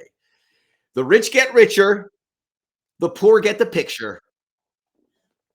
The bombs never hit you when you're down so low. So this is happening in every sport. Everyone's getting more real estate. So whether it's just a league situation like in college football, or it's FIFA creating the Club World Cup, eating up the summer, saying we want more real estate. Major League Soccer extending their season, getting the Leagues Cup, whether it's UEFA and the Champions League expanding that tournament. Everyone wants a bigger piece of the pie. So the point that I'm trying to make here is the United States has to look at that as well. The rest of CONCACAF benefits with USA and Mexico and Canada being, and Canada's obviously, this is a new phenomenon with the Canadians moving forward. The United States helps lift those countries, and we'd like to help Central America and the Caribbean. But the reality is, the way sports is going, the United States and Mexico has to look to make bedfellows elsewhere with South America. I know it's a round peg for a square hole, perhaps feeling, but it doesn't matter. It doesn't have to be perfect. Look at what's happening in other sports. It doesn't have to be geographically connected. The best run with the best. And with regards to that, I think the United States and Mexico make relationships with South America. Not all of South America, but a super conference, a super confederation on the national team level and the club level. And I'm not talking about joining Copa Libertadores. I think if you're MLS and Liga MX, you bring the Copa Libertadores to you. What you do is you align with Brazil. And bad news for Argentina and Colombia. The three big leagues are the big leagues that are going to happen in America. They're not the big three now, I know. But the way things are going, the big three leagues in the Americas, Brazil, Liga MX, and MLS. And why? Because that's where the money's at. And I think with what does this alignment mean for USL? I'm afraid you kind of have to leave this behind. But I love USL. I was watching the playoffs this weekend. Congratulations to the finalists. I spent a lot of time in New Mexico. I go see New Mexico United. I know all the folks there. There's room for USL. But even in MLS as well, perhaps you do something different. Maybe one day, I was talking to someone like with this realignment and to doing with all of this, maybe Canada goes their own direction, right? Canada, you jettison those teams. I'm not saying it's going to happen, but you uber focus to the sweet spot. So this could look a lot of different ways for the U.S. men's national team and Major League Soccer. I know I pulled the MLS into all of this conversation, but I think it makes sense as well when you look at the big picture. Maybe USA and Mexico aligns with Europe. I know it sounds crazy, but you want to get your program better. So you do what they say. Europe's where the money's at. Europe's where the heavy hitters are at. So you go that way. So let's give you a quick update. The game is now in the 54th minute. Uruguay pushing a little bit here as they try to get some more chances. As we last checked, Uruguay scored on their only chance on goal. So the United States with 4 goals in the first half. I'm going to update you on any what's happened here with this. I have too many screens up. That is what has happened. That is the problem. No changes for the United States yet. I would expect to see, I think, maybe Joe Scally, Max Arfson, Brendan Aronson, Gio Reyna, Flo Balogun, or actually maybe Ricardo Pepi would make sense. Maybe Ricardo Pepi would make sense. So we are here now into the 55th minutes, 10 minutes deep. Is that Aguirre for Uruguay and Trusty? They have to be separated. Aguirre of Uruguay, one of the great nicknames, El Búfalo, which translates English to Spanish in the same way. Very, very cool to be called the Buffalo for obvious reasons. That's how he goes. Big and tough. Plays in Mexico. We'd like to thank everyone who's joined us here. We've had a cracking show here on the Soccer OG. This is the beginning of a beautiful relationship. We invite you to come on here. And we obviously, me yapping for 2 hours is a no-go, but we have a lot of guests here. Just had Kellyn Acosta. Will Trapp will be joining us a little bit later. Pablo Mastroeni we're expecting as well. I can't wait to talk to him as he coaches Diego Luna, and we'll get his thoughts on how Diego has looked, scoring a goal there, assisted by Timmy Tillman, I wanted to say. Very interesting numbers. What did we get from what are we getting here from Tillman? He's been okay. Some of these ratings. The stars have been Freeman, Berhalter, Luna, Diego Luna, much like Gio Reyna, seizing his opportunity in this start, which is gold dust right now. You don't have any more chances to impress Mauricio Pochettino. And just talking, and again, I'm really going to do my due diligence, and I don't want to be sucked into this. I love how Kellyn answered that. He goes, I'm tired of this conversation about the MLS. I think we've ripped through there. And the reality is Alex Freeman, I don't know about Diego Luna, but Alex Freeman and Max Arfson are going to be European-based players pretty soon. I think they're going to be European-based players. Sebastian Berhalter is going to probably be a European-based player. Remember, he was born in England when his dad was playing there. A lot of people with Greg Berhalter, the younger generation, Greg Berhalter was one of the best defenders this country has created, and he played in Europe extensively. You know, a lot of people feel like he's aligned with MLS during his time. He empowered the European players more than anything.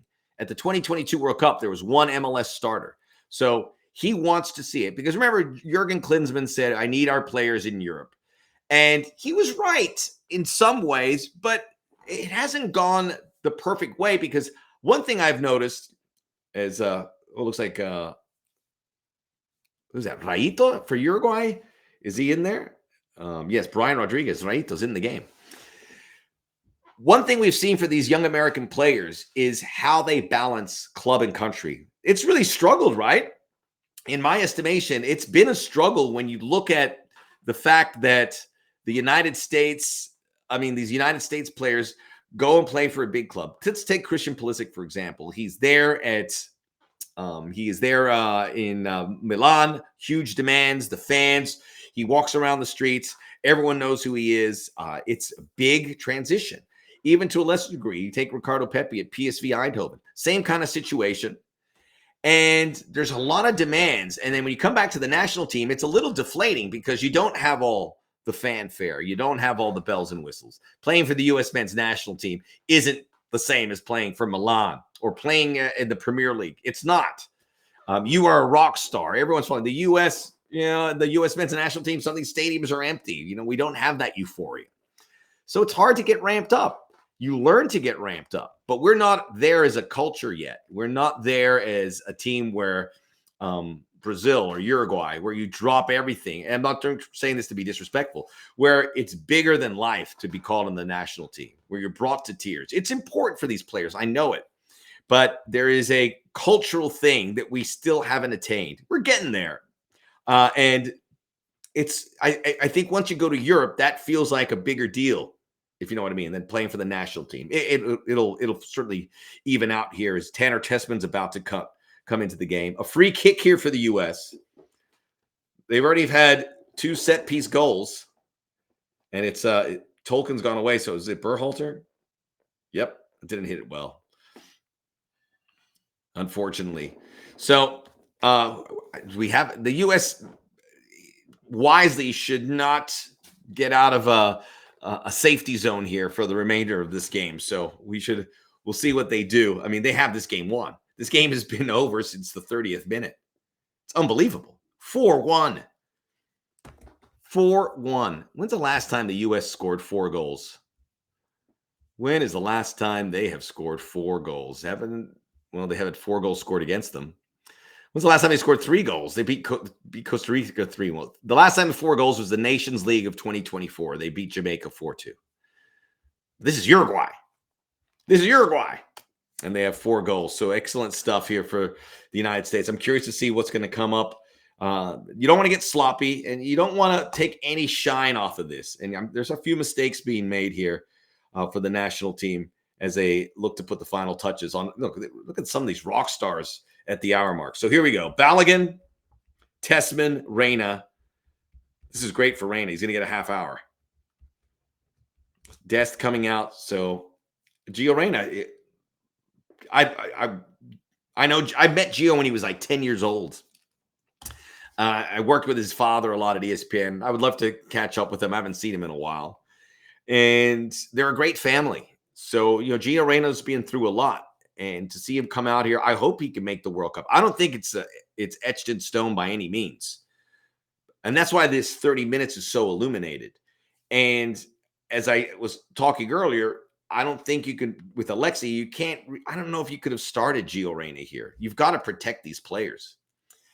But if he can play well, like now Borussia Mönchengladbach, they need him. Borussia Mönchengladbach are in the midst of a very difficult season. So you would like to see them acknowledge the fact that Gio Reyna played for his national team and played such a high level. And he did in that last game. I think we went a little overboard because everyone's like, a goal and an assist. It wasn't really an assist, but we'll give him the credit. But he made some amazing plays. He breaks lines. He's go for it. He's just different, right? It's not the profile of player that we develop here in the United States. I had a really good point, and I can't remember it right now, but hopefully I'll circle back. But I appreciate everyone tuning in here to the Soccer OG on Twitch, our watch along here for the United States, the alt cast, as if you will. And we are looking to do it. We'll hope to do something with the World Cup draw. Obviously, we have the World Cup coming up in 7 months. Very exciting. I mean, there's so much happening today with finding out who finished the runners-up in Europe. They're going to have this incredible little tournament there to determine, I think, the last 4 spots from Europe. And you got Denmark, Italy, Ireland, some exciting matchups for sure. And now we also have Iraq. They're going to the playoff. There is a 6-team playoff that's going to take place in March in Monterrey and Guadalajara, Mexico. And we had Travel Football Fan. He says if you want a good deal and you can't make a World Cup, it was pretty, it wasn't easy listening that if you want to go to a World Cup game, it's going to cost you, and it's going to cost you your kid's tuition or maybe your firstborn. And I don't know. I'm not going to be credentialed for the World Cup. It's very hard to do that, but I'd like to go see a game. But I'm not going to break the bank for all of that by any means. But it is what it is. It is what it is. USA 4, Uruguay 1. We're at the 63rd minute. Some changes for Marcelo Bielsa. Mauricio Pochettino. What a moment for him to get over the master. The master versus the pupil.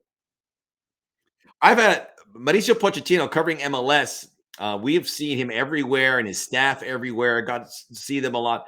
And it's refreshing that, that they've done the due diligence. When he arrived here, I thought he was going to be based in Europe the whole time. We would see him once in a blue moon for these games, but Pochettino would be in his office in Spain or in Paris, maybe in England, where he spends a lot of time. And we wouldn't see him here. It's been the exact opposite. I mean, he's been at college football games. The guy is everywhere. Mauricio Pochettino is he's immersed. To me, it feels like a guy who's going to be here longer than 2026. And we don't know what he's going to do next. You know, there's been like some weird reports about he would like to go to Tottenham Hotspur. I wouldn't take those at face value, but he's going to be in demand for top club teams. I get the feeling that's something he wants to do because is there a red card? Yep, it's a red card for Uruguay. Go get another goal now. Go get another goal. Send Uruguay back to South America. All these players back to Europe or Mexico. Look at Marcelo Bielsa. What happened here? Is it? Oh, nasty. Got Berhalter. Was that Betancourt? So Uruguay's going down. Yeah, it is Rodrigo Betancourt. And he had a yellow, but I believe that's a straight red. But he would have been sent off. Yeah, look at this. Straight red, I believe. Just collapsing here for the Uruguayan effort. Remember, Uruguay beat us in Copa America. What a bitter pill that was. And whatever you want to say here, the big winner is Pochettino, right? It's going to be 5 games unbeaten, 3-game winning streak. Look at what's happening in Mexico. Mexico, as they say in Espanol, have been a desastre. Desastre. So Mauricio Pochettino's hit all the right buttons. Pochettino's talking to Betancourt. I guess talking to him. It was a really bad challenge. I mean, you could break a leg. Easy.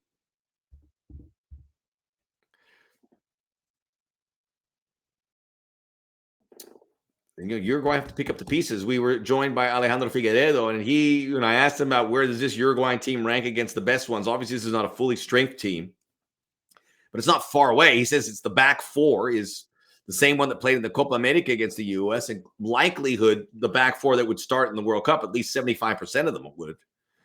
So Betancourt would be a candidate to start. Valverde would certainly come in there, and then Darwin Nunez. But that's it. I mean, it's not Uruguay at the height when they had Suarez and Forlan, and then more players coming along a little bit. Whose name is forgetting it? Played at Boca Juniors. Edison. Well, I can't remember. My name is my brain is got too much information. Edison Cavani. Thank you. So Uruguay playing with 10. What do you do here? Do we go for it? Do we go at Uruguay full bore? There's been a long delay here in the 67th minute. I think Uruguay's trying to make a substitution. All right. Still expecting some very cool guests here to join us on the Soccer OG as we meander through the evening with regards to the United States and a famous win. Yeah, Uruguay making a change. 4-1, 2 goals by Alex Freeman, goal by Diego Luna. It all started with Sebastian Berhalter, 2 goals off set pieces. So the U.S. Storming through. Very exciting stuff. And this gets the public pumped up. A lot of people don't, let's be honest, most Americans couldn't point Uruguay out in the map. I'm not taking a shot. It's, not everyone is geographically excited as we are and has watched as much soccer. Watching this sport has helped me improve my geography, my flags. You can point a flag. Oh, that's Democratic Republic of Congo. Oh, that's Malaysia. Soccer allowed that to do that. So we'll see. Can the U.S. go? They're pushing right now. I just get confidence is a big thing. So you keep going. Will Trapp. Sorry, I can't hear him yet, but I can't hear you yet. I think he can hear me, but Will Trapp. I can hear you. I got you. There it is. How are we doing, Will? Thank you for joining us here. Max, it's fun to just hear you talking a little bit before we started about geography. Oh, here we go, dude. Look at us go. Before this game, I was like, I hope to God that there's something exciting in this game, or else this would be a very boring chat. And look at this game, dude. This has been amazing. Tanner Tessman has just scored 5-1. How How hyped do you get when you see this? You're a former U.S. men's national team. You put your time, you had your service there, and you see it. You've played with a lot of these guys as well. Yeah. Just as a spectator, obviously it's difficult to go from on the field to off, but what are the emotions like for you? I think you look at look, this is Uruguay. Like, I know, like you were saying, that a lot of people can't pick it out on a map, but in terms of world football, it's one of the bigger heavyweights, right? Especially in CONMEBOL. So to be doing what we're doing right now is really impressive. We played them in 2019 in a friendly, and I remember watching Valverde and Bentancur and a lot of these guys and just being so impressed. So what these boys are doing right now it's fantastic. I think it's really easy as fans to get either too high or too low. I think you can only look at it as game by game. Win the games in front of you, and this is an amazing, amazing result currently. 5-1. What do you make of the midfielders? I mean, you see this group, Tanner Tessman scored. You had Christian Roldan. You've seen some guys. You played along some guys. That group of midfielders, I have like 7 guys that I think would make it. And Tyler Adams isn't here. He's a guy who played a position similar to yours as well. If you were the manager, what would you be looking for to have the right setup to be successful in a World Cup? Yeah, I think it's challenging to. I mean, you have games where guys play well. You have games where guys maybe don't perform as well as they'd like. But looking at how do guys stack up in games such as this where they perform well, and that always boosts trust in the manager, boosts trust in your teammates, and ultimately in midfield, I think it's more about relationships than it is just the individual. Obviously, individual qualities matter, but how guys play well together is where the engine of the team benefits, and then it spurs on the rest of the group. So I think, knowing the 2 guys that started the game, Aiden and Sebastian, extremely well for my time in Columbus. And they're basically best friends, those 2 kids. So it's really fun to see them flourishing on this level. And I think, look, it's about when you have your opportunity, take your opportunity and perform. And you're seeing that tonight.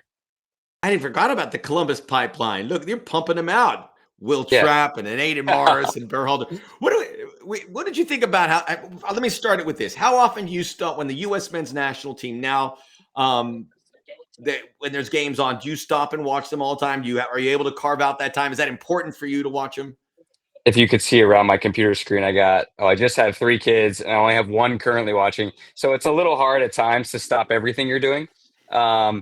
But I think when they're on, I like to try to tune in for as long as possible. I think especially as we get closer and closer to the World Cup, the excitement builds, the intensity builds, and you want to see how the group is coming together right before that. And it's coming over together, right? Great. And Sebastian Berhalter had a goal, had an assist. Seeing this kid grow up and taking more responsibility, what has he done that has impressed you? Knowing him very well, and I think the MLS did a good job of showing a little bit of his work rate and his effort off the field. But to take what is not an easy situation when your dad is as heavily involved as Greg is, to step in and perform as well as he has, to make his own name, I think has been really for me as a friend and as a big brother, I guess, in some form or fashion. It's just amazing to see the confidence he's playing with and the determination that he stepped into with his career. I love what you said there about Greg Berhalter being heavily involved. And I spoke to Josh Wolf, and he coached his son Owen. And I asked him, and he goes, Max, it's not really all it's cracked up to be. It's hard, Sure. and you want him to express himself. And I always feel as a father that they're thinking that maybe he's there because of me, which is outrageous, because this is not this is merit based at soccer, right? You're not going to be able to play there unless you have the goods. But just that's something that it's very difficult to overcome. I mean, my dad was a history professor. He didn't help me get into the broadcast stuff, so I didn't have to worry about it. But that's got to be something that has to weigh heavily on the player. Of course. I mean, it's one of those things that I would assume, obviously it was not my experience, but lurks in the back of your mind of, I'm only getting this because, right? But when Sebastian steps onto the field, as he has done for Vancouver all season, and now you're seeing in the red, white, and blue, there's no doubt that the quality's there. There's no doubt that the performances are stacking up in his favor. And again, you want to cheer for guys that are able to, I don't want to say overcome obstacles like that, but be able to handle pressures that are unique to certain situations. I think he's done that really well. Will, I gotta say, do you have any hair product in? You're having this hair is just Nah, it's making me pretty look good. terrible. It looks pretty good, dude. I'm not gonna lie. No, I got nothing in. I got nothing in. I'm not even listening to what you're saying. Look how good his hair looks. It's feathered, dude. It's feathered. I'm like White Hey. Goodman in dodgeball over here, dude. It's ridiculous. Hey, quick question about Minnesota. You're getting ready. Yeah. Getting ready Monday. I got the assignment. Me and Dunny are going to be calling that game. We're really Incredible. excited. That's very nice of you. But what's the team doing? What's the week look like preparing? This is one of the biggest games in that club's history. If you win that, you've been to the Western Final. I know it was in 2020 when this club did it, but to do it here under these circumstances, going into a hostile environment, I mean, what does the week look like? How are you going to be best prepared for it? Yeah, I mean, we're taking it like any game. It's not any old game, obviously, but I think our group is very resilient in how Eric sets us up, how we train, how we prepare. Granted, I do think it's a little bit unique for us, given we have a lot of guys away on international duty. So managing how the start of the week looks is significantly different to where we get closer to the match. So bringing those guys back online that have come from, whether it's Boxy playing games with New Zealand, Dane with Canada, Nectar played with Greece. He made his debut today. Robin with Finland. There's a lot of moving pieces. So really getting our guys, just those guys recovered, and the guys that have been here, just as dialed in on what San Diego presents. And we've seen them as an incredible team all season, right? Definitely a contrast in styles to how we've been with Minnesota this year. But I think it's going to make for an exciting matchup for the neutral fan and also for both sets of the fans that have something invested. This is great. And this will make the broadcast, and I had a conversation with you about it. So thanks for helping me getting prepared for it. But let me get this straight. Nectarios comes to MLS and then shortly thereafter makes the debut for his national team. Is that how it works? Well, he's played next to me for 6 games, and all it took was just me being next to me. You know what I mean? Come on, Max. I walked right into that one. Nah, he's been amazing. I'm sure you're going to speak to Eric about him and speak to other guys about him. But I mean, I like him, man. He's a nice player. Yeah, for a 22-year-old kid to come to this league, which we know is not an easy place to just walk into and perform, to do it as well as he has. I mean, for me playing next to him, it's been really, really enjoyable. And I think you're seeing someone who has a point to prove. And every time he steps on the field, he's trying to prove something. And I think that's why you're seeing the opportunities with Greece happen so quickly, right?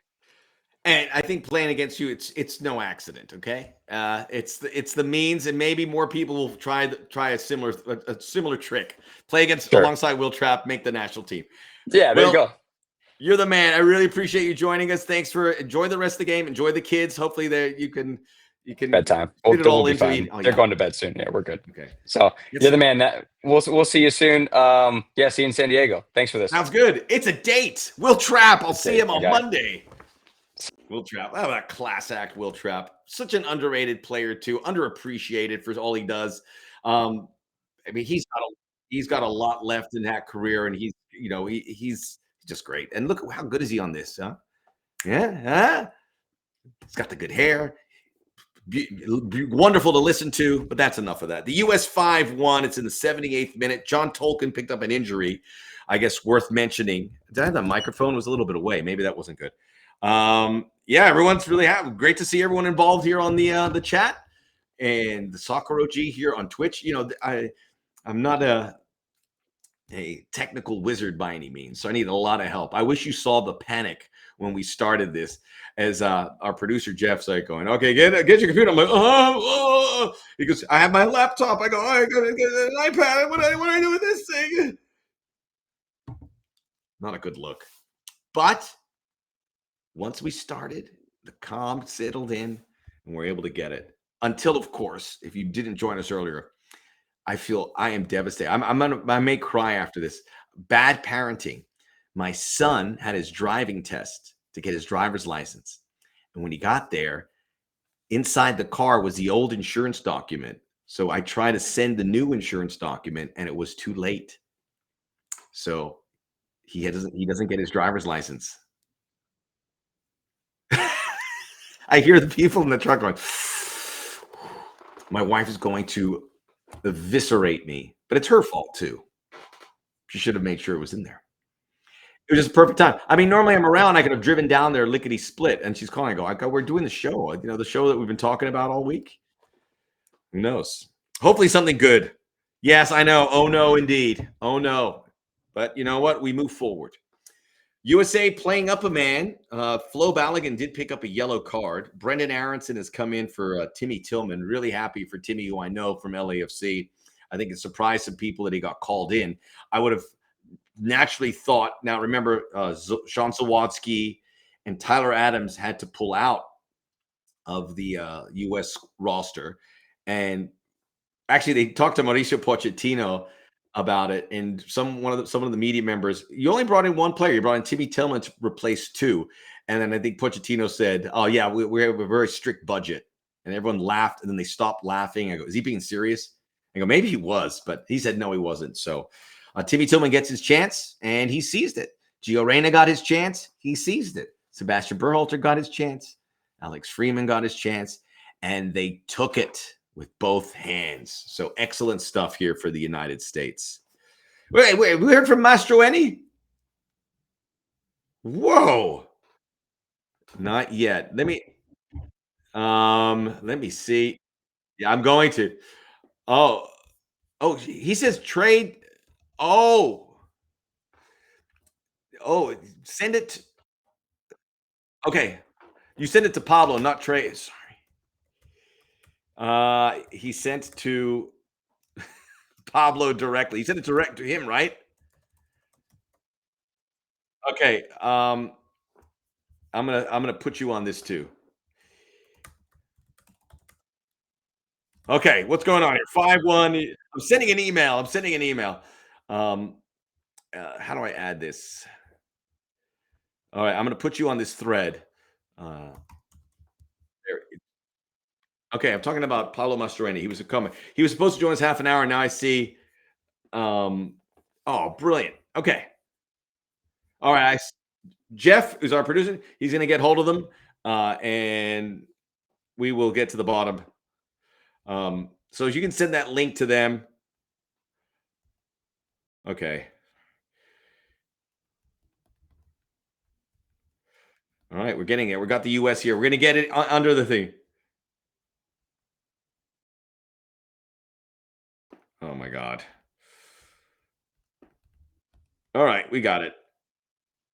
All right, good. We'll see what we can do. We can get Pablo in there, but we want to talk about Diego Luna a little bit before we put a bow on here as we're moving. It's getting pretty feisty on there. Some really nasty challenges on both sides. Aguirre just got a yellow card, but this is a think about the media in Uruguay. And I was talking to Will, and I go, maybe you can't pick Uruguay on a map. And part of it is because Uruguay is very small. If you look at the map, it's like this, and it's got Brazil on top, and Brazil's enormous. I mean, Brazil is endless. And then Argentina and Chile are so long below it. And then Paraguay. Uruguay's tiny. And it's amazing that they have the soccer pedigree that they do. They've won 2 World Cups. They made a semifinal recently. Okay. I'm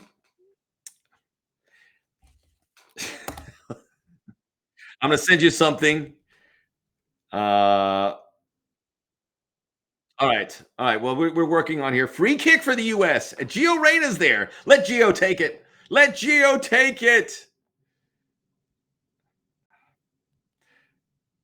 All right. I got you, Jeff.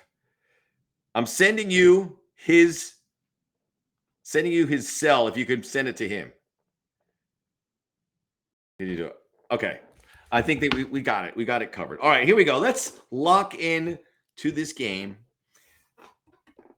I mean, you have Gio Reyna addressing it, but I think you give the ball to Sebastian Berhalter because, I mean, this is, again, we talked about at the beginning. Christian Pulisic is our set piece taker, but he's not our best set piece taker.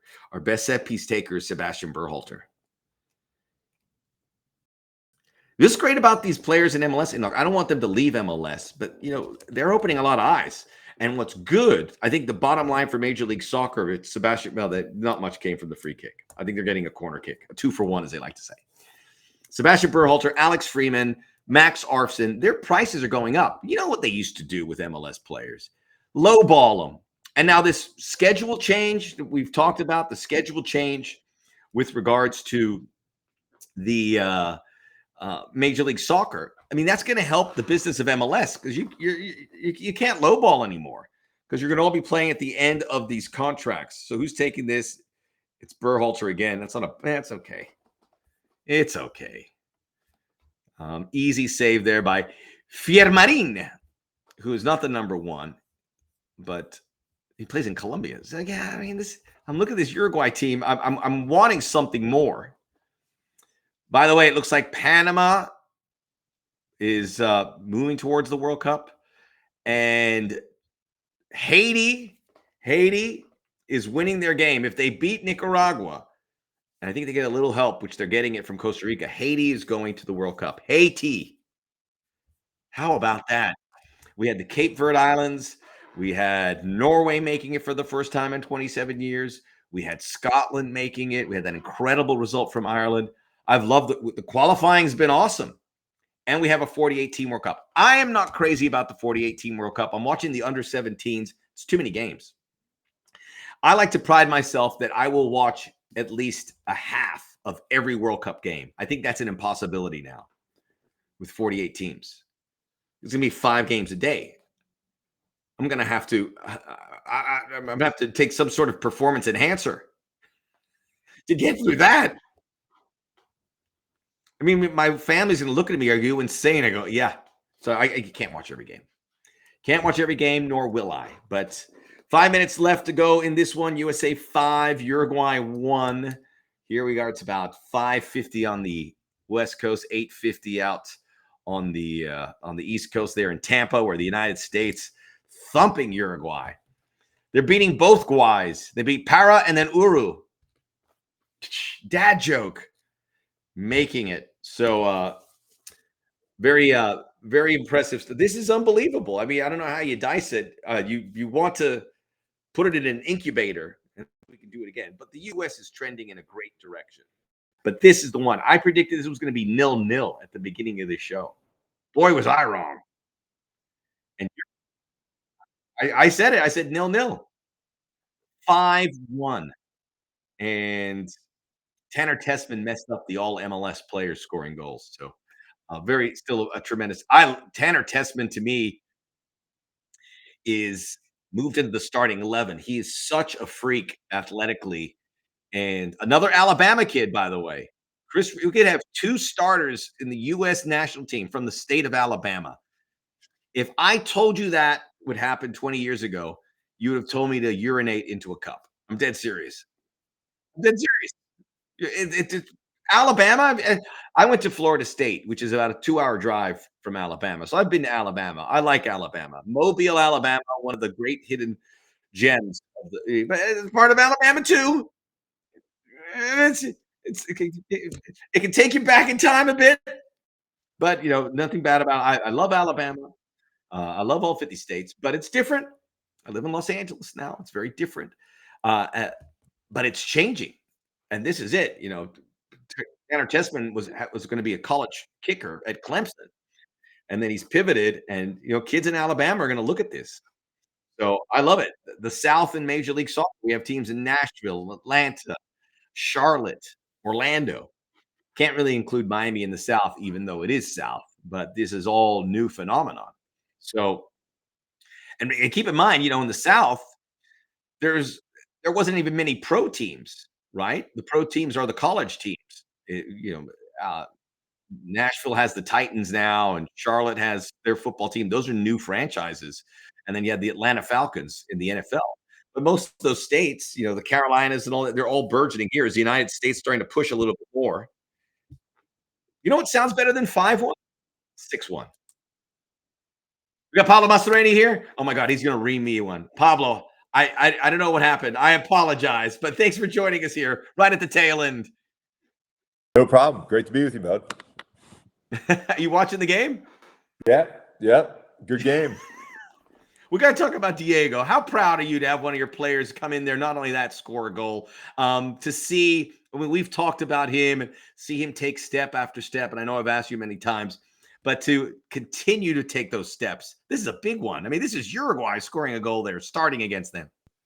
Yeah, no, I think he's been progressively just getting better and better with every national team appearance. And obviously, it's a lot for a young man like him to handle, but I think he continues to raise the bar every performance, and I think he started off a little slow today. They moved him inside, and one of the great things he does is has a good knack of arriving at the right time, and then his finishes are always instinctual, and when they're instinctual, they have a knack of hitting the back of the net. So again, both sides of the ball, really impressed with his performance tonight, and continues to be a stalwart with the national team. Arriving at the right time. Hey, do you think when he busted his nose that was the moment that Pochettino was like, I gotta have this guy? Yeah, to be honest, I think Pochettino's a big mentality guy, and you hear him on the sidelines when they're defending and push. And for a guy to push through a difficult moment like getting your nose smashed, and I don't know if people understand the enormity of that situation where he was. They said his nose was fractured in like 16 different pieces, and it was a good two month recovery to get back to that. And he wanted to stay on the field, and so after that moment, you're definitely not doubting his toughness and his desire to want to play football for sure. What are the interactions been with Pochettino and his staff? Obviously, they're around you and your club because of Diego Luna. Maybe they're looking at some other guys. But how's that relationship been? What has been when they reach out to you? What does that go through for a coach when they look for the blessing to bring one of your players to a national team? Yeah, I've been fortunate enough to meet with Miggy, one of his assistants, on both occasions, and we've had some in-depth conversations about Diego, in particular about how he's handling the rise in a young man's career and being able to process it the right way. And one of the things that he said stood out when they started observing him was his work rate off the ball and to help the team defensively, and that's something that I've always been trying to explain to him. When he first got to the club, is there's a lot of great attacking players around the world. What can separate you from the rest is really diving into this defending thing. And even tonight, he had so many good moments where he's hunting, he's offering a guy, and then he starts to press. And so those conversations are really, really great for me as well, because it's always great to have a third party observer, and we see it the same way, that it's a young man who's had a lot thrown on his plate. But he continues to impress as to how he handles it, how he continues to learn about the game on both sides of the ball. And I think when you're scoring goals, that changes everything. So just really proud of the relationship that myself and the club have with Poch and his staff, and having obviously a player like Diego spearheading everything. The game has gone final. USA 5, Uruguay 1. That's a stunning scoreline. I mean, I know it's incredible. I mean, do we get carried away a little bit with this, Pablo, or have we seen a threshold breakthrough here for this U.S. team? And I want to double barrel that question, but what have you thought about how Pochettino, starting 2025 poorly, how he has been able to take this group, whatever the group looks like, without a lot of key players, and get a famous win like this? Yeah, no, that's a great question. I think, I look back on my national team experiences, and I felt like we were the best team in 2002 when we had 20 plus players that can step in and the team would keep moving on all cylinders. And I feel like obviously you need results, you need momentum, and I think they've gotten both of those things. And now you can make 5 changes to the starting lineup, 6 changes, you can make 10 changes, and it just keeps going. And I think that's a sign of a team full of belief, full of buy-in. And then when you get a 5-1 result against, for me, one of the best teams in the world, and I think, I don't want to say it's an anomaly for the team to show up like they did today, because at Uruguay, it looked like out of the gates, they just weren't the same type of Marcelo Bielsa pressing second balls. They looked like they were second to everything tonight. But again, credit to the U.S. for taking advantage of important moments like set pieces that are pretty, not really exciting things to talk about, but absolutely fundamental to getting results. And so and then they settled into the game and they played a great game. So credit to Poch and the players for stepping up against the big team. And I think, like I said, I think they're one of the best, and I think it encapsulates the run that they've been on and the belief that they have going into 2026. That is some top analysis right there, Pablo. I mean, you nailed it. And that was great. I mean, just everything you described it, but the comparison to 2002 and that collective effort. And you're right. That's the best performance we ever had. When did you guys, but did you visualize that when you were in 02? And I mean, no one would have predicted to make the quarterfinal and almost make a semifinal. But did you feel like, hey, we got this covered? We have depth. We have a spirit. When did you feel that? And when did you feel like you could do something special?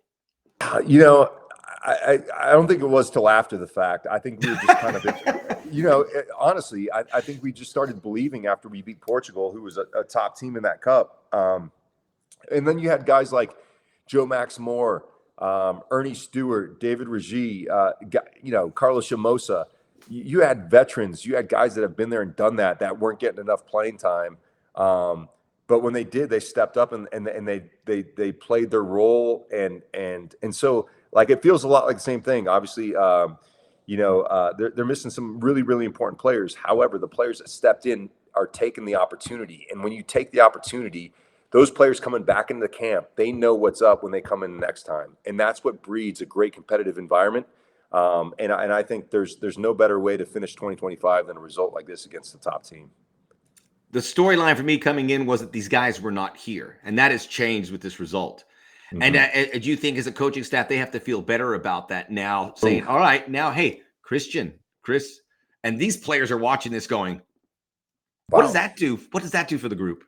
Mm-hmm. Yeah, no, I think, again, it's so difficult when coaches have to motivate big players because they want them to do more or be the best version of themselves. It's another thing when the players are motivated intrinsically by the results of the players that are currently playing, if that makes sense. In other words, there's no talk necessary. Coach doesn't have to say anything to any of the guys that aren't in camp. It speaks for itself, right? These guys performed. And so now what he's saying is, if you want to come in, these are the expectations. If you don't, it's not a problem. We got guys that are willing to do it. And I think that is a powerful, competitive, a feeling that you have within the camp. And so again, when all these guys go home, they are buzzing. They're going back to their teams. They're, some of them are taking a couple weeks off for off season, but they're going into 2026 full of belief, knowing that they have just performed the way they did against a top team, and they've staked a claim for a position in this team. And I think with every year it gets more and more competitive as the players continue to improve. So I think there's going to be some surprises of guys left out of the roster come 2026. Wow. It's kind of hard to, when you have these guys that are part of that come in, like a Sebastian Berhalter, and like, how do you, he may not make the squad, but how do you leave him out after something like that? Or Alex Freeman, who's probably on the cusp. Yeah, no, I think those two guys in particular, every time, Berhalter steps on the field, he does a great job for the team. And I think one of the things that I realize with him is he is so selfless. And I think that oftentimes when fans look at the national team, they want the best players. And even if it's three guys in the same position, they want the best players. And really, when you're building a roster, you need to have piano. You have to have piano players, but more importantly, you have to have people that will move the piano and do so with a smile on their face. And I think Berhalter's one of those guys, and I think Freeman's one of those guys. And what I saw from Freeman tonight is not only a player that's willing to move a piano, but he can also play it. And that second goal that he scored was fantastic. So, it's a real exciting time to be a U.S. fan. And again, like I said, it's going to be really difficult to pare this roster down come World Cup time. There's many things I never want to do in my life, Pablo. Probably at the top of that list is move a piano. That sounds awful. That's what I did my whole career, Max. I was a piano. I was a gracious piano mover. It's okay. Okay, I had a get the other end. I played it. You need a buddy too. You need two to move it. That's right. Unless it's got some good wheels. But yeah, there's a few of us moving that thing, and again, that's what makes a team. You can't all sit on the piano and play. There's got to be a few of those, but the rest of us have to do our jobs. And I think those guys, and I think this team really has been a real selfless team as the group has progressed in 2025, and they're playing for something bigger than themselves. And I think when you represent, for me, the greatest country in the world, and you show it every time you step on the field, magic can happen. Brilliant stuff, Pablo. Sorry about the miscommunication. I'm glad we got you there. As always, wonderful conversation, and the audience I know appreciates it as well. Awesome, Max. Hey, by the way, off season now. I know you're going to be busy for getting 2026. Are you dusting off the skis, the golf clubs? I got the golf clubs. I've been playing a little bit of golf here in Colorado while the weather's nice. Heading down to Arizona for a little bit, so I'll continue to sharpen up my game. We need to get out there sometime, bud. I'm in. I'm going to make it. I'll get out there early on one of those RSL assignments, and we will get there. I guarantee you. It's long overdue. Awesome, bud. Pablo Mastroeni. Always a great man. You're tops, and I really appreciate you joining us. It means a lot for me. So thank you, sir, for being so patient. Absolutely, Max. Talk soon, Pablo bud. Mastroeni, Real Salt Lake coach, Diego Luna Whisperer, USA men's national team veteran from 2002, 2006. You didn't see what he did in 2002. I mean, he got on the roster late because of the injury to Chris Armas, and changed that team. Or he filled it right in. And what he said about that collective group, next man up mentality, this team is starting to look like that. So you could get really excited. Awesome stuff. What a show. What a show. I had a great time. It flew by. I might have to watch this game again because you missed so much because we were having a lovely conversation, but learning a lot about watch-alongs. So we got the 26-player roster. We'll be back. I appreciate everyone who joined us on the show. Let's see. I'm opening up my there we go. How are we looking? Good stuff. Good win. All right. I guess that'll call it a night, correct? All right. We're done. Thank you for joining us. Much more Soccer OG content. I'll have it over on YouTube. We'll have another show there to talk about what just happened. The United States 5, Uruguay 1. Get excited, America. World Cup 7 months away. World Cup draw couple weeks away. I'm Max Bretos, a.k.a. the Soccer OG. We'll talk to you very soon.